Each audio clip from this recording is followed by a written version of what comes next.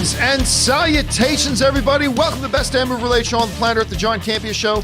Coming from right here on my YouTube channel, brought to you in part by our friends at Mint Mobile. I, of course, am John Campea, and it is an awesome honor and privilege, as it is every day, to have you, our international friends, gather around as we talk about our favorite things in the world: movies, movie news, TV, and streaming. We got a full house in here today. Sitting beside me, we got Mr. Robert Meyer Burnett. Beside him is, of course, the wonderful Chris Carr. Back there, sitting in Ray's seat, but he's helping out here, of course, is Taylor. We got Jonathan running the show today, and of course, Alu is in helping us host today as well. And most importantly, you guys are here, and we are so glad that you are, and you decided to take out a little bit of your day to talk some movies and TV with us, and we're glad that you did. Okay, guys, here's how today's show is going to go. We're going to break it down into two parts. In the first half of the show, we're going to talk about some predetermined topics. Then in the second half of the show, we're going to take your live comments and questions. That happens in two ways. Number one, you got to be watching live. Number two, when we get to the end of the main topics, we'll announce that we're opening up the super chats. That'll be your time to fire in your thoughts, theories, opinions, and questions, and we will address those in the second half of the show. A little bit of a programming note. Some of you who listen to us on the podcast feed, by the way, did you know we have a podcast feed? But some of you who listen to the podcast feed may have noticed that the last couple of shows have not gone up on the podcast feed. That's because the guy who puts our things up on the podcast feed is not here. But those will be going up in the next day or two. All the previous shows that are missing right now, they will go up and you will have them. Don't worry about it. All right. With that all down. Oh, I forgot two other things. Number one, at 3 p.m. Pacific Standard Time today, we will, of course, be having our Andor after show open spoiler discussion, talking about Andor episode 8. There was a lot of surprises in that one. I cannot wait for us to talk about it. But also a little bit later tonight, I believe 9:30 is a good time. 9:30 tonight. That's 9:30 Los Angeles time. It is Reaction Watch for Black Panther: Wakanda Forever. The world premiere is tonight. And that means that the reaction embargo is lifted as soon as the premiere is over. So sometime after 9:30, the reactions and reviews for Black Panther 2 will start to spill out. Rob and I will be going live at 9:30. We'll be keeping an eye on all the breaking news of the reactions coming out for Black Panther 2. And we hope that you guys will come and join us for that. All right, guys, with all that down, let's get into it. And we're going to start off with an off the top, and that is this. You know, DC fans got really excited a couple of years ago when they announced that they were going to be doing a Green Lantern HBO Max series. It was a really interesting idea. I never thought they would do Green Lantern on HBO, but a cool idea. They brought in a showrunner, Seth Grahame-Smith, to run and oversee the show and write it and all that kind of stuff. And it was basically going to revolve around the original Green Lantern, whose name is eluding me right now. Alan Scott, and I just had his name. Was Hal Jordan. Hal Jordan and Al Scott is who was going to revolve around. Well, a lot of people have been wondering, hey, where are the updates for that Green Lantern HBO series? Well, here's an update. It's going back to the drawing board. As apparently the showrunner has left and they have now decided to completely retool it. It is no longer going to be about Alan Scott and Hal Jordan. Now they've decided to take it a completely different direction. They're going to base it on John Stewart, Green Lantern, and maybe some Guy Gardner in there as well. Not really sure. Needless to say, it's going to be a completely different show now. This comes to us from the folks at the Hollywood Reporter, who write, HBO's Max's long gestating Green Lantern TV series is changing gears. The drama that has been in the works since late 2019 will now focus on John Stewart, one of DC's first black superheroes. The series, from executive producer Greg Berlanti, was originally to have revolved around Guy Gardner and Alan Scott and had already cast Film Whitrock from Ratched and Jeremy Irvine in the respective Green Lanterns. Part of the creative overhaul, writer and showrunner Seth Grahame-Smith has departed the series after completing scripts for the full 8-episode season. Sources say Grahame-Smith, who signed on as writer and showrunner a year after Green Lantern was announced, chose to leave the project after weathering a number of regime changes at HBO Max and its parent company, producers Warner Brothers. So, yeah, so much for that. So if you were hoping that we're going to get one anytime soon, sorry. The one thing about this that I am a little disappointed about is that, to me, personally, the definitive Green Lantern is Hal Jordan. So I was kind of hoping that it would revolve around Hal Jordan. That being said, for a lot of people who are like the generation younger than me, for them growing up, their Green Lantern was probably John Stewart. So that would probably be good news for that. But for me personally, the Hal Jordan, I mean, when I was reading like with Parallax and all that kind of stuff, that's a definitive Green Lantern story to me, in the fall of Hal Jordan and everything. Hal Jordan was my Green Lantern, but that's cool. It's just unfortunate now that they have to lose their showrunner. They got to go back to the drawing board. This is going to be about a totally different character now. So they're probably going to be able to keep a bunch of story elements, but rework a lot in. Anyway, Rob, you hear about this changeover. What's your takeaway? I never thought this was going to happen. I mean, look, if you're going to make a show, you make a show.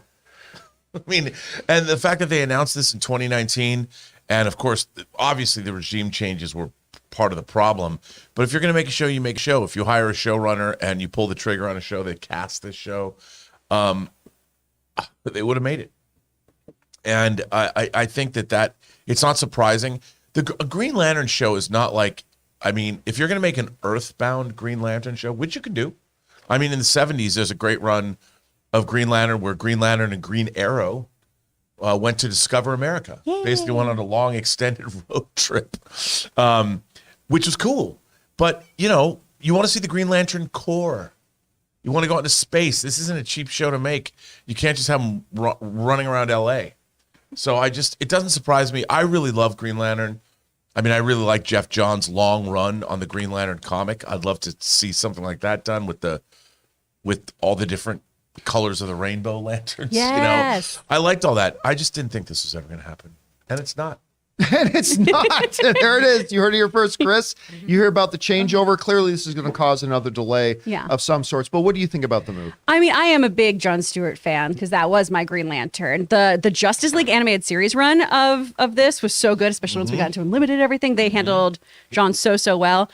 Kyle Rayner's another really great Lantern. What I loved about Alan Scott, though, for an HBO series, right? Not a CW series, an HBO series, was Alan Scott's life was messed up and tragic. Yeah, it was not a fun story. For those of you who might be more casual comic book fans, the term fridging, women in refrigerator syndrome, right, that Gail Simone coined, it comes from the Green Lantern stories because of his girlfriend being shoved into a fridge after she was brutally murdered. And the imagery is one of the most terrifying things in comics ever because your mind makes it so much worse than what it probably actually is, just because of the kind of suggested way she was murdered. Right.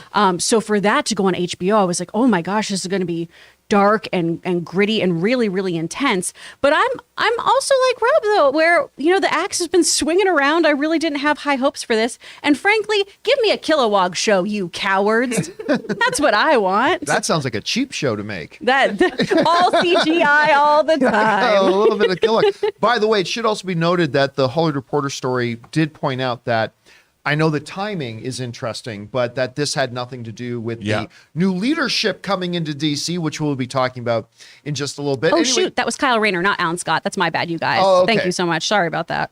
But Alan Scott's story is messed up. Yes, it is as well. Alan Scott doesn't have girlfriends. No, well, that's true, too. Yeah. Yes. Anyway, guys, question is for you. What do you think about this changeover? If you've been waiting for the Green Lantern series, you're probably going to have to wait a little bit longer, but they are making the character change over to Jon Stewart, who is probably a more popular choice for some of the younger fans of Green Lantern, so could be interesting. How do you guys feel about this? Whatever your thoughts are, jump down to the comment section below and let us know your thoughts. All right. Alu, what do we got up next? All right, up next is our Mint Mobile hotline question of the day. To hear your voice on the show and have your question answered, you're going to give us a call and leave a message at 951-268-4259. And our Mint Mobile question of today comes from James, who's asking about the adaptation of source material. Hey, John and crew, this is James from Seabrook, Texas, and I was wanting to know what your thoughts are. I just saw an article from the producer of the X-Men 97 animated series, and he said that his number one requirement when being able to pick his team of writers and produce stuff like that for the show was that they had to be fans of the X-Men. Because he said that when he worked on The Witcher, there were writers and people who worked on the show who were not fans, would mock the original source material, and he said that it caused a not so good environment for the crew. So I was wondering, what do y'all think about this? All right, thanks. Bring on the Sophie. All right, James, thanks a lot for saying that. And, this is a question that comes up once in a while about how important is it for filmmakers, creators, writers, whatever, who are adapting older source material to be fans of that original source material. Number one, it never hurts. But in the question of, do they need to be fans of the original source material? No, they really don't. They 100% don't. And actually, it's kind of funny that he brings up The Witcher, that some of the people working on The Witcher just weren't fans of the original source material. The Witcher's awesome. So if The Witcher is a result of getting in people who weren't actually fans of the original source material, awesome.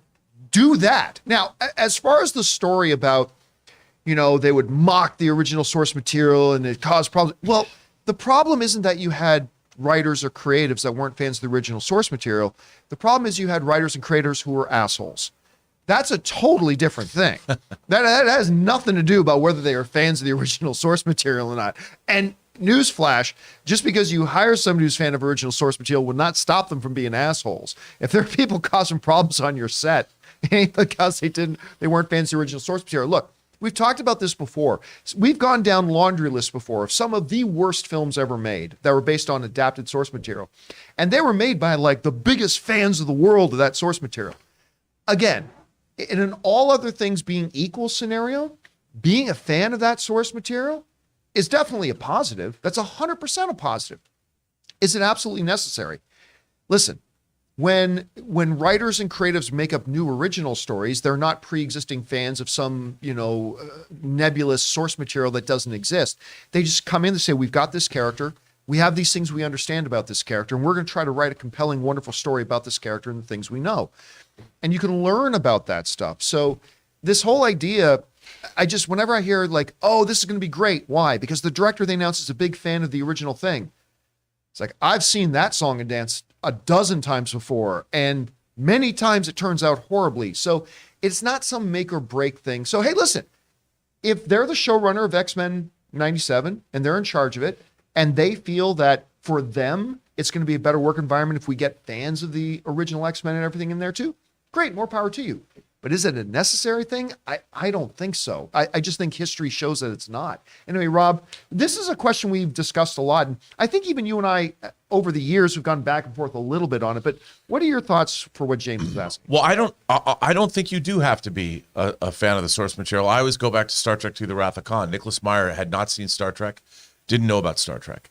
But here's what you have to be. You have to respect the source material. Sure, yes. And anybody who's working on something has to understand, like, if you take on a franchise that's been around for a long time, what Nicholas Meyer did was he talked to Gene Roddenberry, found out, what were some of the things that inspired you. And then he watched Star Trek. And he watched it with an open mind, thinking, okay, he didn't look down at it. He's like, this is a successful franchise. It's been around for a long time. Why is it successful? Nicholas Meyer is a very highly educated. He was a novelist. He was a playwright. He was also a filmmaker. He'd made Time After Time. He was just a smart person that understood, okay, this storyline it has existed and has a fan base, and it's now being made into a second film. For what reason? And I think a smart person can identify why something is good and delve into that. Because I think a great storyteller, like my favorite director, Stanley Kubrick, he mostly adapted novels, but he worked in many different genres because he was smart.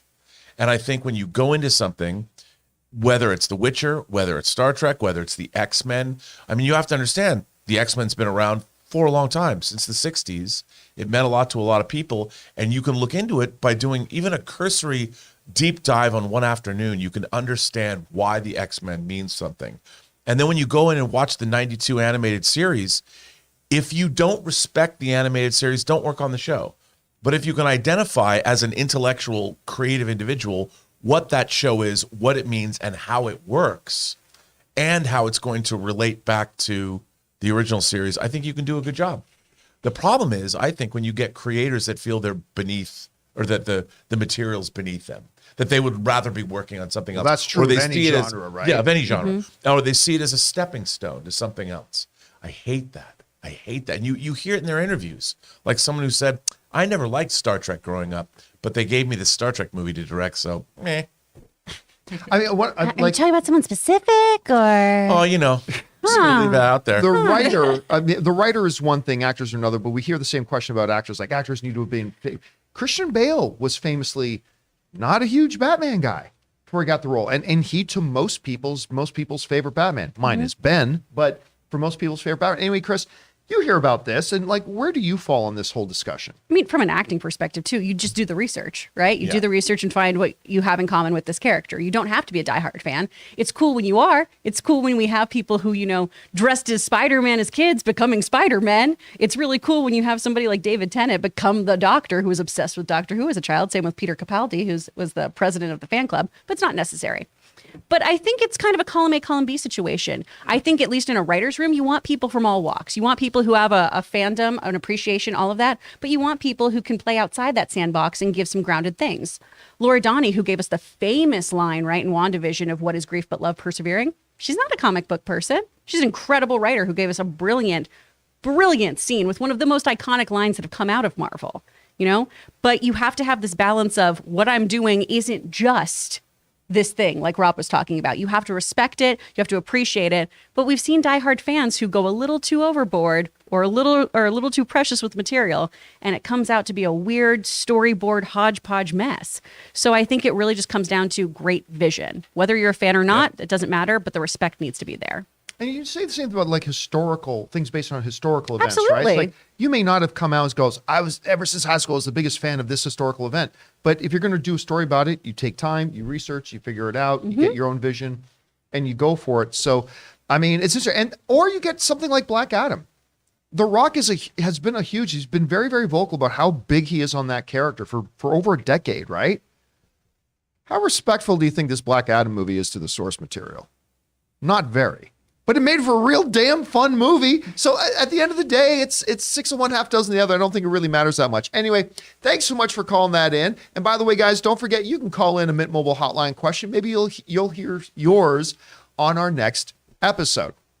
Okay, guys, with that down, we're going to take a second here and thank one of the sponsors of today's show. They make my favorite shirts, my friends at True Classic. Guys, we want to take a second to thank a sponsor of today's episode, True Classic. This brand new sponsor has the absolute best fitting t-shirts that a man can buy. Finding the right t-shirt with a little bit of a dad bod is incredibly frustrating. Most t-shirts are either way too tight on your gut or look way too big and boxy. You're not in high school anymore and it's time to upgrade. True Classic has already helped over 2 million men finally get a better fit at an affordable price. And the John Campea Show viewers and listeners get access to the best deal they offer. For a limited time only, get 25% off using the code CAMPEA at trueclassic.com. Look, you and I both know that almost all of men's t-shirts are designed to look good on skinny models with six-packs. But let's be honest, that's not most of us. True Classic tees taper off towards the bottom, but they fit tighter around the chest and shoulders. It's time to highlight your best attributes with a t-shirt that you can always confidently throw on. Like most of you guys, ever since college, I've always struggled to find proper fitting t-shirts that are comfortable. Well, True Classic, from the moment I put on the shirt they sent me, solves it. And True Classic doesn't just stop at tees. From polos and workout shirts with the same flattering fit. Upgrade your wardrobe with True Classic. Get 25% off at trueclassic.com with the promo code CAMPEA. Free shipping included on purchases over $100. 100% risk-free guarantee with a 30-day refund policy. Stay classy with True Classic. Your dad bod will thank you.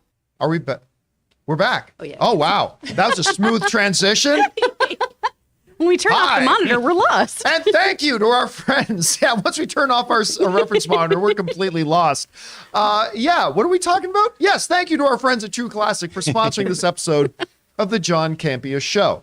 I'm like, who's the anchorman again? Ron Burgundy. I'm Ron Burgundy. I'm Whatever Ron you put in Burgundy. front of me or don't put in front of me, I'm lost without it. All right, guys, here's what we're going to do before we move into our next topic. We're going to play a little game of password here, of movie password, high intensity, high stakes competition here. We haven't done one of these in almost a week. So I thought it was time for us to get into doing a little bit of fun. Our MVP, Ray, is obviously not here. He's still at home recovering at the moment. He'll be back in here soon, though. So I thought we would get a rousing game going with Rob and Chris and Alou and see how these guys do. So here's how movie password works. I'm going to give a clue to the first player. If they can guess what the movie, actor, director, something from a movie, whatever is in the first guess, they get 6 points. If they don't get it, The second player gets a second clue worth 5 points. If they don't get it, then it goes to the third player with a third clue worth 4 points, and so on and so forth until we get down to something being worth 1 point. We're going to do 6 rounds, and whoever has the most points at the end of those rounds wins. So I think Rob won our last one. Yes. Finally broke the goose egg. I know. He broke the seal. He's now up and running. So let's get into it here, and we're going to start with round 1. And Taylor, think of a number between 1 and 10. Okay. Alou, say a number between 1 and 10. 3. Chris? 5. Rob? 7. What was the number? 6. We'll give it to Rob. Okay. Rob will go first. So, Rob, here it is. For round number 1, your first clue is gun. 3, 2, James. incorrect. All right. Chris, for 5 points, Okay. the first clue was gun. Your second clue is horror. Slither. Correct for 5 points.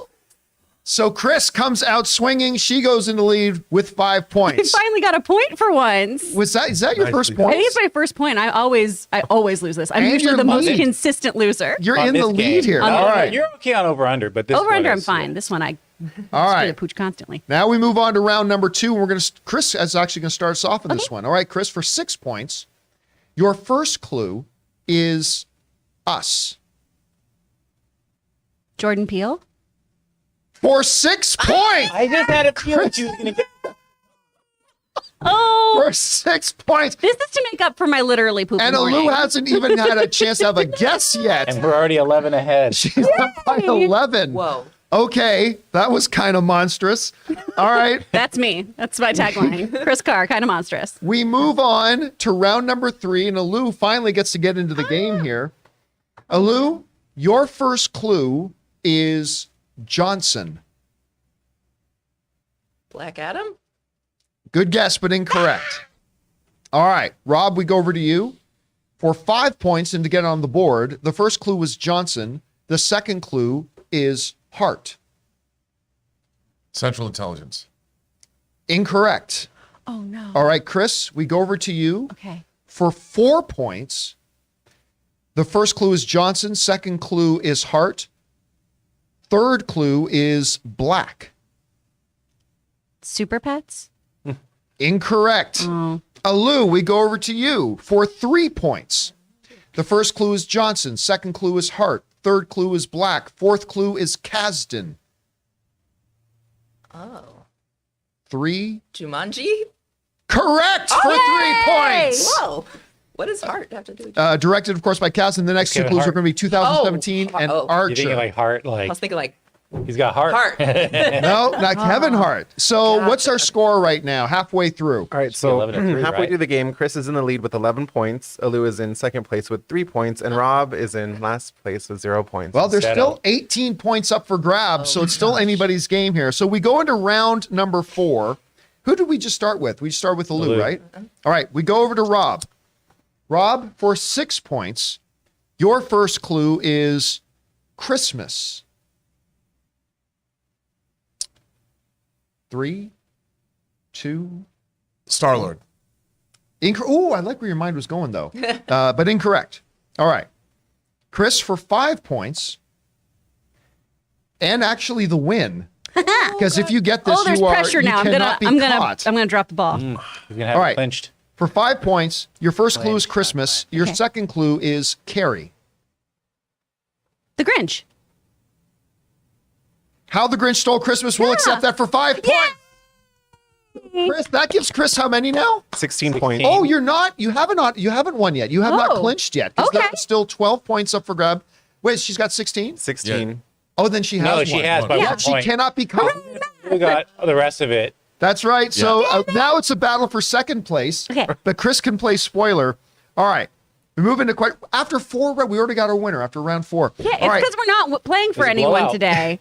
All right. Here we go. Round number 5. And this is on Chris. Okay. Your first clue for 6 points and a ridiculous score is marriage. 3, 2, 1. Time. All right. Marriage Story. Is this question 4 or 5? This is round 5. Okay. All right. So, Alu, we go to you. The first clue was marriage. The second clue is Wilson. Ooh. 2 weddings and a funeral. No, incorrect. All right, Rob, we go to you for 4 points and to take over second place. The first clue is marriage. The second clue is Wilson. The third clue is Tom Hanks. Vaughn. Tom Hanks. Incorrect. May so I confident. solve without getting another clue? Yes, you can. Wedding Crashers. Wedding Crashers is correct for 3 more points. Favorite movies. I feel 19 bad. Okay, points. she's going for a record now here.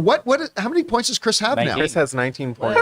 Because we're believe playing she's- for nothing. I believe she's tied Ray's record at 19 points in one game. She could break Suck the it, record Aura. here. I All hope right. you're recovering well. All right, Alu, Oh my gosh. to lock up second place for 6 points. Your first clue is Smith. I could be a lot of things. Gemini Man. Incorrect. I mean, just go for it, right? All right. Rob, for 5 points and to secure second place, your first clue was Smith. The second clue is superhero. Hancock. Ah, God. For 5 points in second place, Hancock. 9 So to 19. everybody got on the board in that one. Our winner is Chris Carr, ladies and gentlemen. I'd like to thank Satan. Oh, wow. Oh, that got dark. You smoked us. That was good. Can I just Like point out Satan that in wanted. every single game of Movie Password that we've played, someone has guessed Super Pets. Every single Actually, you game. know what? Is You it might always not be me? wrong. Is Super it Pets- me each time? So, All right. Just trying to That make it does happen. that for the game, guys. That was fun. I like playing that game. Well done. Everybody got on the board in that one. Okay. With that all down, guys, still we're got now on the going to board. move on to our main topics here today. And how do we select our main topics? Well, that's easy. That's where you guys come in because we get our main topics from you. Whenever you guys come across a big topic, issue, or story that you guys feel we need to share on the John Campea Show as the main topic, just go anytime 24/7 to www.thejohncampeashow.com/contact. Once you guys get there, you're going to see a form. Fill it out with your topic or question. It's absolutely free. Hit submit, and then maybe, just maybe, you might see your submission featured as a main topic here on the John Campea Show. With that down, Alu, what is our first main topic today? First main topic of the day comes to us from Patrick Short, who says, "Hey, John and crew, I just saw where the trailer dropped for the Guardians of the Galaxy holiday special, and I loved it. I can't believe I'm going to say this, but who's ready for some Guardians and Kevin Bacon holiday fun? But I'm curious to hear your thoughts on the trailer and this Marvel special, and bring on the filthy." All right, thanks a lot for sending that in, Patrick. And yeah, the trailer for Guardians of the Galaxy, the holiday special, officially dropped right as we were in the middle of the show yesterday. So we decided to save it until today.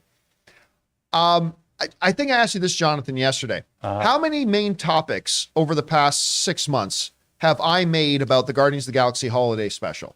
I'm going to go with 0. For 6 points. Nice. Jonathan gets the right 0. Lord. That is how much interest I have had in the Guardians of the Galaxy holiday special. I have not cared about it one lick. John, I thought you liked Guardians of the Galaxy. Oh, I do. I love Guardians of the Galaxy. I'm super excited about Guardians of the Galaxy 3. But I have not cared one lick, to be honest with you, about the holiday special at all. It's going to come, it's going to go, don't care about it. So when we sat down and watched the trailer yesterday, the first 10 or 15 seconds of it started to play. And I'm like, this looks horrible. It looked terrible. But then something happened. About 15 seconds or so into it, my brain realized, oh, this is trying to be like a play on the Hallmark Christmas movies. And I went, okay. And then I started looking at the trailer through that filter. And once I started looking at the trailer through that filter of a holiday special from Hallmark, I started going, okay, this is brilliant. This isn't just good. This is brilliant. And by the time they get to the point where it's in the credits, it says introducing Kevin Bacon, I laughed out loud. Everybody in the audience heard me. In the office heard me. I laughed out loud at that point. I couldn't believe it. I have gone, and this is what a trailer's supposed to do, right? Take your interest level and bump it up. I have gone from not caring at all about this Christmas special to No, what is it? November 23rd? Is that when it comes out? But yeah, I've gone from not caring to November 23rd, if that's the date. Cannot get here fast enough. Now I am dying to watch this. And I love that they're doing it in that Werewolf by Night special presentation format. It's probably going to be a little under an hour around there. And all of a sudden, I can't wait to see this. Anyway, Chris, you saw the trailer for Guardians of the Galaxy, the holiday special. What did you think about it? It was made for me because I love cheesy Hallmark Christmas movies. They're my favorite thing, and I watch them all year round. I'm hyped about this. I love that they're on a quest to find Kevin Bacon to cheer up Star-Lord. I think that's so sweet. And really, isn't that the true meaning of Christmas? Finding Kevin Bacon? I love how cheesy this is. I love Drax in a Christmas sweater. I mean, come on. This is going to be great. Our Thanksgiving tradition, the day after, we don't do Black Friday. We do Black Parade Friday. And my friends come over and we listen to like Screamo music from the early 2000s. And it's a really fun time. And we end it with My Chemical Romance's All I Want for Christmas Is You cover. Yes. But now when that's done, I'm going to be like, and now all of you are watching this with me. I'll have them trapped and it'll be amazing. By the way, what is on Drax's sweater? It's a cat with shooting lasers. I was going to say, it looks like something shooting lasers out of its eyes because all cats are evil. No. Anyway. Nah, they're all powerful. Rob, you saw the trailer. First of all, let me ask you this. Where has your anticipation level been? Because mine was practically zero. Where has it been? And now that you've seen the trailer, how do you feel about it now? Well, I was curious if it was going to be the second of these new special presentations and how it was all going to work. But, with James Gunn doing what he does, I knew it was going to be something amusing. But having watched this, I need to know, there's a huge question that I hope this answers. And I'm worried that it might not. And I have to know, was Kevin Bacon snapped away when Thanos snapped his fingers? Ooh. Because No one snaps the bacon, baby. but in all honesty, because what you've done is Kevin Bacon is now a character in the MCU, which means it's not our Kevin Bacon. It's the MCU's Kevin Bacon. Was he snapped? And is his filmography the same? Because if his filmography is the same, clearly Footloose is real. But does that mean that Friday the 13th and Animal House, his early roles were real? Does that mean that what was the biking movie that he made? The when he's a bike messenger, is that real? He did everything except the only difference is he actually did Tremors 2. He did do okay. Well, now if there could very well be a Tremors joke. If there is a Tremors 2 movie poster, but here's the thing. film, According to the report, according to the report, they're also going to say Kevin Bacon in the MCU in this world. Kevin Bacon also starred in Cocktail and Eternal Sunshine of the Spotless Mind. And they're going to say they were his leading roles. Interesting. And so Wow. I don't know if they're going to say that. Does that mean that Jim Carrey and Tom Cruise don't exist in the MCU? That's Dang. very well. I See don't know now, what if they're doing they're with saying that, that's what I wanted. James Gunn knows this is what he knows what I want. And I'm sure there's going to be an answer about his career being interrupted for 5 years. Alou, I'm sure Cedric didn't get snapped. Well, what happened if she's married to His someone else? wife. Oh. The closer. Or is she even his wife She in married this Tom world? Cruise instead. Yeah, that's right. She married Tom Cruise, The plot thickens. It's which is why he domino missed out on the effect. role of Shit. Cocktail. Quicksilver. That's the name of the bike messenger movie. Oh, I was going to say, are you talking about the Joseph Gordon-Levitt one? No, But no, it was a Quicksilver. totally different one. That's right. Actually, Lou, I'm curious, are you interested or have you been interested in this Guardians of the Galaxy holiday special? Oh yeah, to be honest, I just found out it was a thing yesterday when it was released. And I don't think you're I alone. wear my Groot today. Can we talk about super buff Groot though? Like what? Yeah, do you see the screenshot? Like he's talk like about Jack Team Groot has decided. He got out of his He's awkward still- teen phase. Yeah, well, Yeah. I was going to say it's not quite awkward teen. Like he's bigger, but he's not fully grown. Like his neck is still kind of Yeah. stubby. Oh yeah, he's not nearly Yeah. as tall as the original Groot was yet. But he's and getting everything, but he's there. buff. Yeah. But he's totally buff. I don't know, going maybe he came under been lifting a Drax's lot of influence roots. or something. All right, guys, question is for you. What did you think about the Guardians of the Galaxy holiday special trailer? I Chad didn't Groot. care about this at all. In the least, I hated the first few seconds of it, but then I came around to loving it. What do you guys think about it? Jump down to the comment section below and let us know your thoughts. All right, guys. With that down, we're going to take another second here and thank another sponsor of today's show, the wonderful folks at Wondery and their new podcast, the official podcast of the Rings of Power. Guys, we want to take a moment and thank a sponsor of today's video, Wondery, and their new podcast, the official Lord of the Rings, the Rings of Power podcast. Guys, it's time to go deeper into the canals of Numenor, the mines of Khazad-dûm, and more with the official The Lord of the Rings, The Rings of Power podcast. Host Felicia Day and several special guests provide an inside look at the groundbreaking series and what it took to bring Middle-earth to life. Each episode of the official podcast features exclusive interviews with the series showrunners J.D. Payne and Patrick McKay, including the very first full breakdown of the incredible season finale. Felicia also goes behind the scenes with the cast and crew to bring you jaw-dropping stories and Easter eggs that you won't want to miss. So watch The Rings of Power on Prime Video and listen to all 8 episodes of the official The Lord of the Rings, The Rings of Power podcast for free on Amazon Music. Download the Amazon Music app now. And thank you to our friends at Wondery for sponsoring this episode of the John Campea Show. Okay, guys, with that down, let's get into main topic number 2. Hello, what is our second main topic today? Our main topic number 2 comes to us from Rebel 27.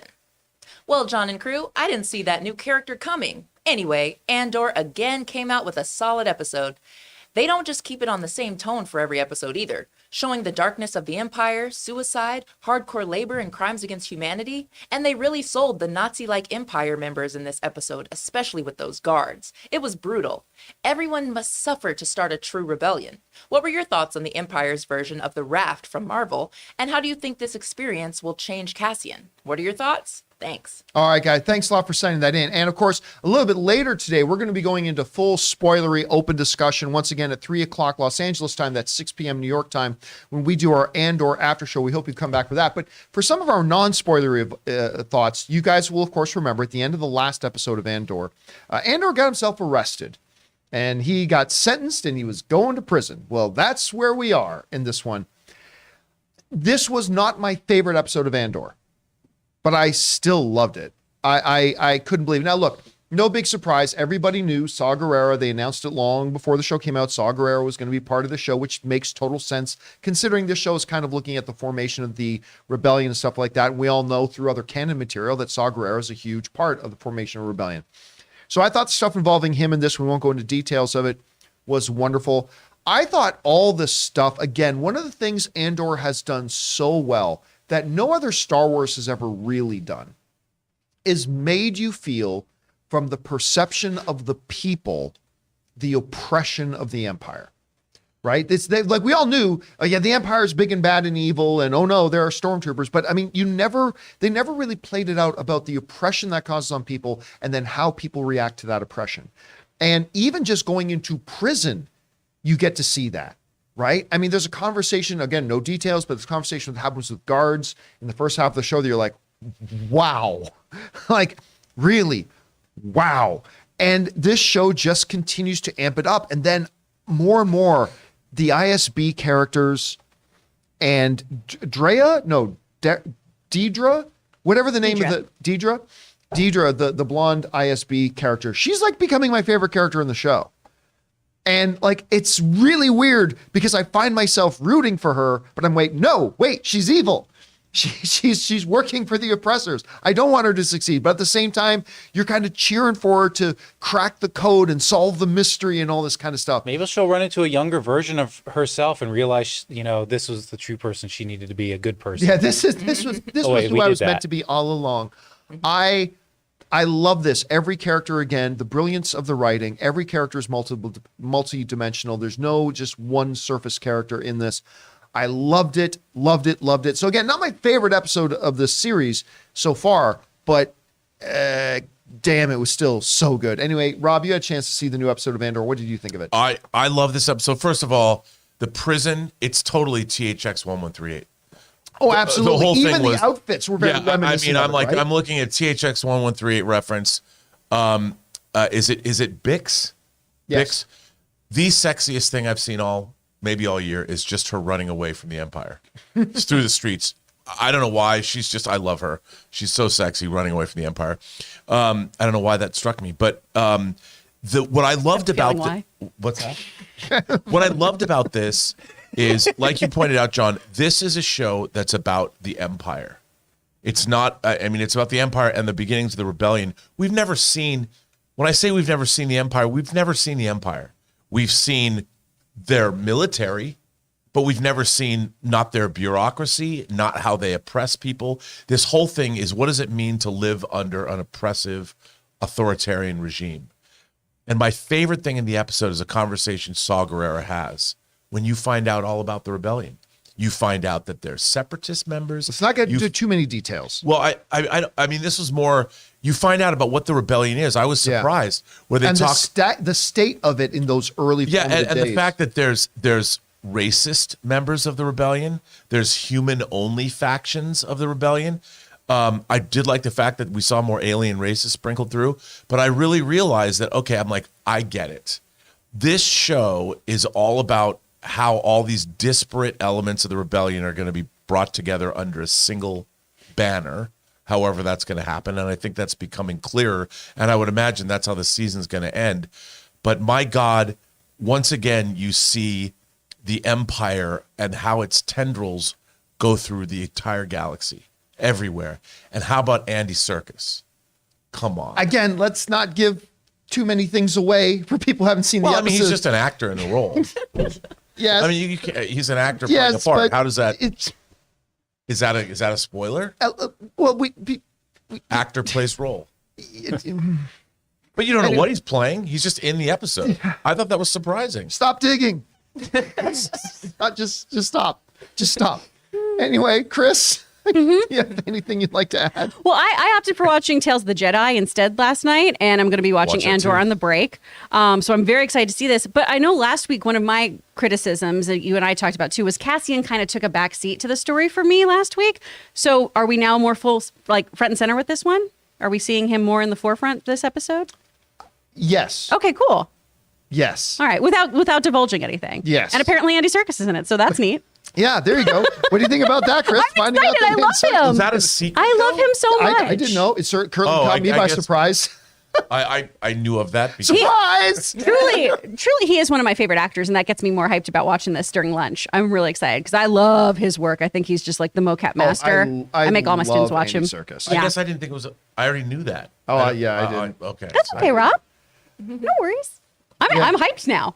So yeah, it's good, guys. Andy Serkis is in it. I hope you enjoy it. It's a lot of fun. Let's be honest, half of you guys already saw the episode anyway. Anyway, guys, question is for you. Did you have a chance to watch the new episode of Andor? If so, what did you think of it? We still have, what do we got, 4 episodes left? 9, 10, yeah, we still have 4 episodes left. See what happens, Disney, when you actually give something reasonable amounts of episodes? To be completely honest, too, Rob had to remind me that the show was continuing to go. Because last week I was like, oh, yeah, It must be wrapping up here Yeah, now, I was right? like, we're at the end of this, so I don't know what we're going to do on Wednesdays. He was like, Chris, there's more episodes. Like, no, there's not. Isn't it great? There's It's still 4 more awesome. episodes. It's incredible. How do you feel about it, guys? Whatever your thoughts are, jump down to the comment section below and leave those thoughts there. All right, guys. With that down, let's move into main topic number 3. Alou, what is our third main topic today? Topic number 3 comes to us from Eddie. Hey guys, well, another day, another James Cameron attacking comic book movies and fans. Did you see his most recent quote where he basically blasts MCU and DC characters for acting like they're college students? He says they lack depth because they don't show them having a family life or being willing to stop being heroes for the sake of their kids. What's with this guy constantly feeling like he has to attack comic movies? So, John, what do you think? Is there some truth to Cameron's, critiques, or is he just a hater? Listen, James Cameron is one of the greatest filmmakers of all time. At one point, he did what no other filmmaker in history has done. He held the number 1 and the number 2 biggest all-time movies in Titanic and Avatar. Still has the biggest movie of all time with Avatar. Still holds 2 of the top 3 spots in it. He's made my favorite action film of all time in True Lies. He, of course, did one of the greatest sci-fi series of all time, Terminator. He's James Cameron. And he's a good Canadian kid. But shut up. Shut up. Shut up. You're making yourself sound stupid. Shut up. You know that scene in Step Brothers? Stop talking. Shut. James, shh. Just make movies and shut up. Okay? So, yeah, this was funny. Like, sometimes James Cameron or one of these other directors, they'll get asked a question and be put on the spot, right? And then it's not like they prepared, we act like they prepared a statement, but sometimes they'll be in the middle of like a press line or something. Somebody will fire a question at them, they answer it, and maybe they don't answer it in the way we want them to. But this was different. James Cameron was talking about Avatar, and on his own volition just decided to lean into DC and Marvel and attack them. This is James Cameron's quote. When he's first being asked about the characters in Avatar 2, he said this: "In the first movie, Avatar, Sam's character leaps off his flying creature and essentially changes the course of history as a result of this crazy, almost suicidal leap of faith. And Zoe's character leaps off a limb and assumes there's going to be some nice big leaves down there that can cushion her fall. But when you're a parent, you don't think that way. So for me, as a parent of 5 kids, I'm saying, what happens when those characters mature and realize that they have a responsibility outside of their own survival? When I look at these big, spectacular films, I'm looking at you, Marvel and DC. It doesn't matter how old the characters are. They all act like they're in college. They have relationships, but they really don't. They never hang up their spurs because of their kids. The things that really ground us and give us power, love, and purpose, those characters don't experience it. And I think that's not the way to make movies." And that comes to us from James Cameron. Great filmmaker, good Canadian kid, big fucking mouth. So here's the thing, James. Let me remind you, in your film, my favorite action film of all time, True Lies, you have a fucking lead character who continues being a super spy, lying to his own wife, has the daughter, and he doesn't hang it up, and that's your fucking movie. So shut up. Then some of these, you paint with such a broad stroke on this. Hawkeye, which I don't like.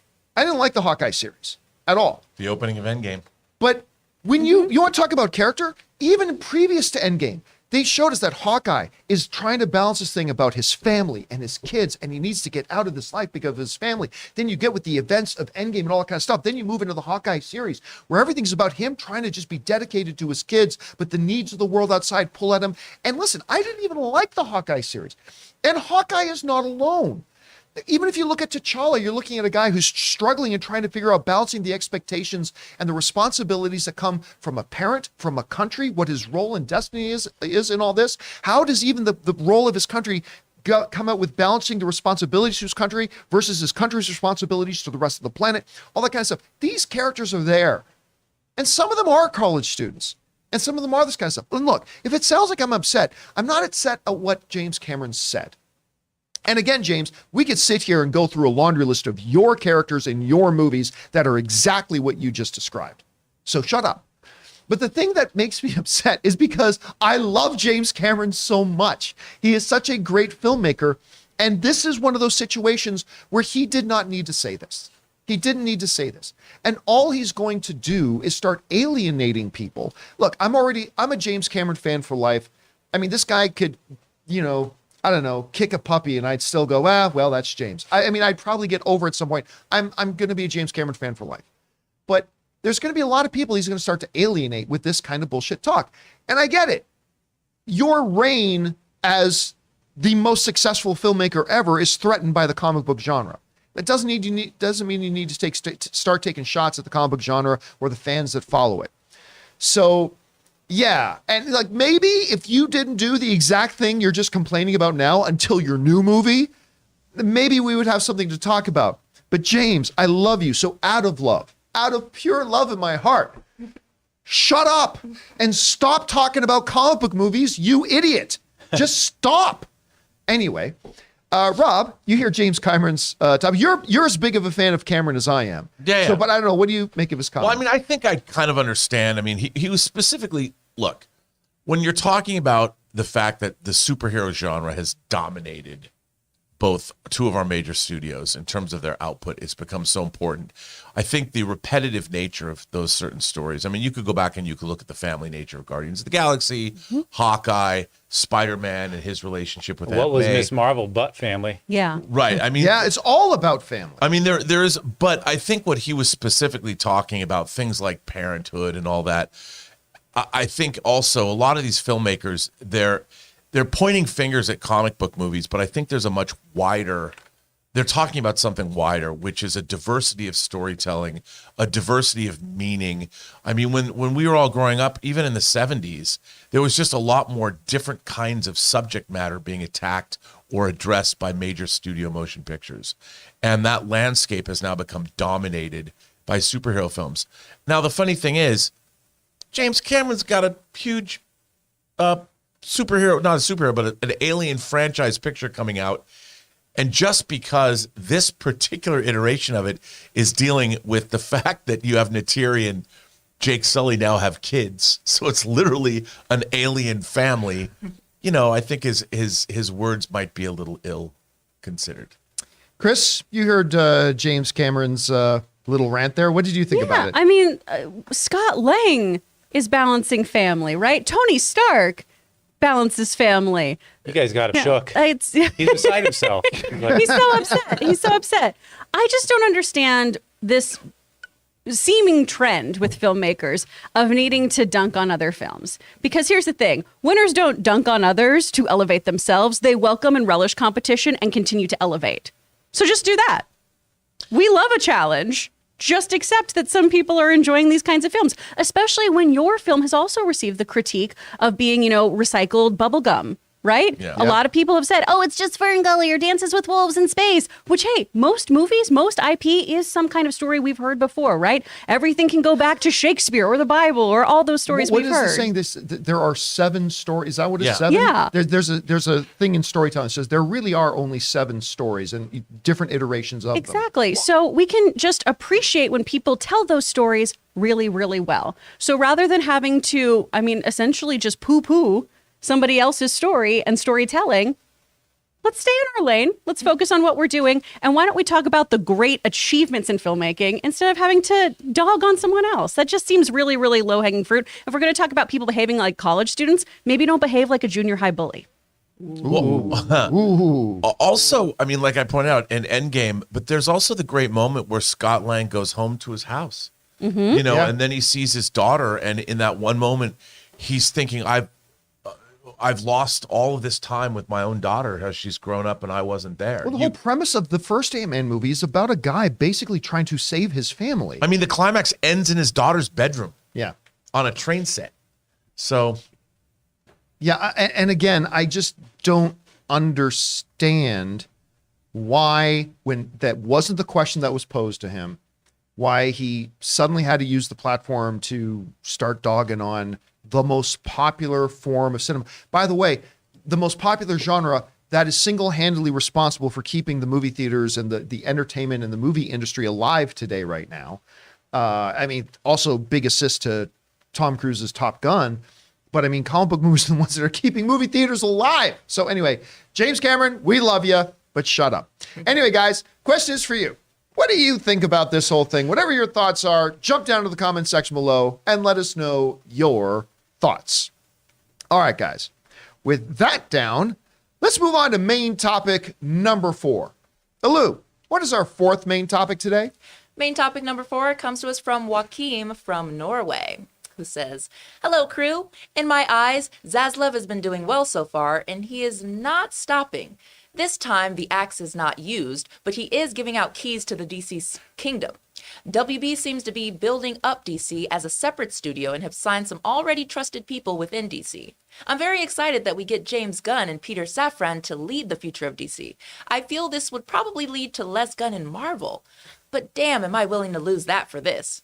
What are your thoughts about this, and do you also think this means less Gunn in Marvel? Thanks, and bring on the filthy. All right, Joaquin, thank you so much for saying that in. And yeah, of course, yesterday, the big news came out that it is now, the search is over, the search is done. DC has found their, quote unquote, their Kevin Feige in the form of 2 individuals, producer Peter Safran, and of course, James Cameron. We were just talking about James Cameron. Shut up, James. Wouldn't that be ironic? James Gunn. Wouldn't that be ironic? James Cameron running DC Films, everybody. Oh They're all going to have kids now and stay home. Everyone's hanging out their boots. So James Gunn has taken over, with Peter Safran, has taken over DC Films. This comes to us from The Hollywood Reporter, who wrote the following. He says, the hierarchy of power in the DC universe really is changing. In a stunning turn of events, filmmaker James Gunn and producer Peter Safrin have been tapped to lead DC's film, television, and animation efforts as co-chairs and co-CEOs of DC Studios, a newly formed division at Warner Brothers that will replace DC Films. Gunn will focus on the creative side of things, while Safrin will focus on the business and production side. Both are expected to continue to direct and produce projects, respectively. They will report directly to Zaslav and work closely with Warner Brothers bosses DeLuca and Pamela Abdi. Sources say that the deal runs 4 years and Gunn will be exclusive, obviously, to DC. The goal is for them not just to be producers, but to truly function as executives, even as Gunn will occasionally hone a movie. And that, of course, comes from the Hollywood Reporter. So a couple of quick things to answer some of the questions in your email. Number one, this does not mean less James Gunn in Marvel. It means no James Gunn in Marvel. He is now the boss of DC Studios. And again, let's point this out. This is a huge move for Warner Brothers. DC has never been its own division at Warner Brothers. It always fell under just their motion picture chairs, right? Unlike Marvel over at Disney, Marvel is its own studio just as much as Pixar is its own studio, so on and so forth. Now they are truly making that happen.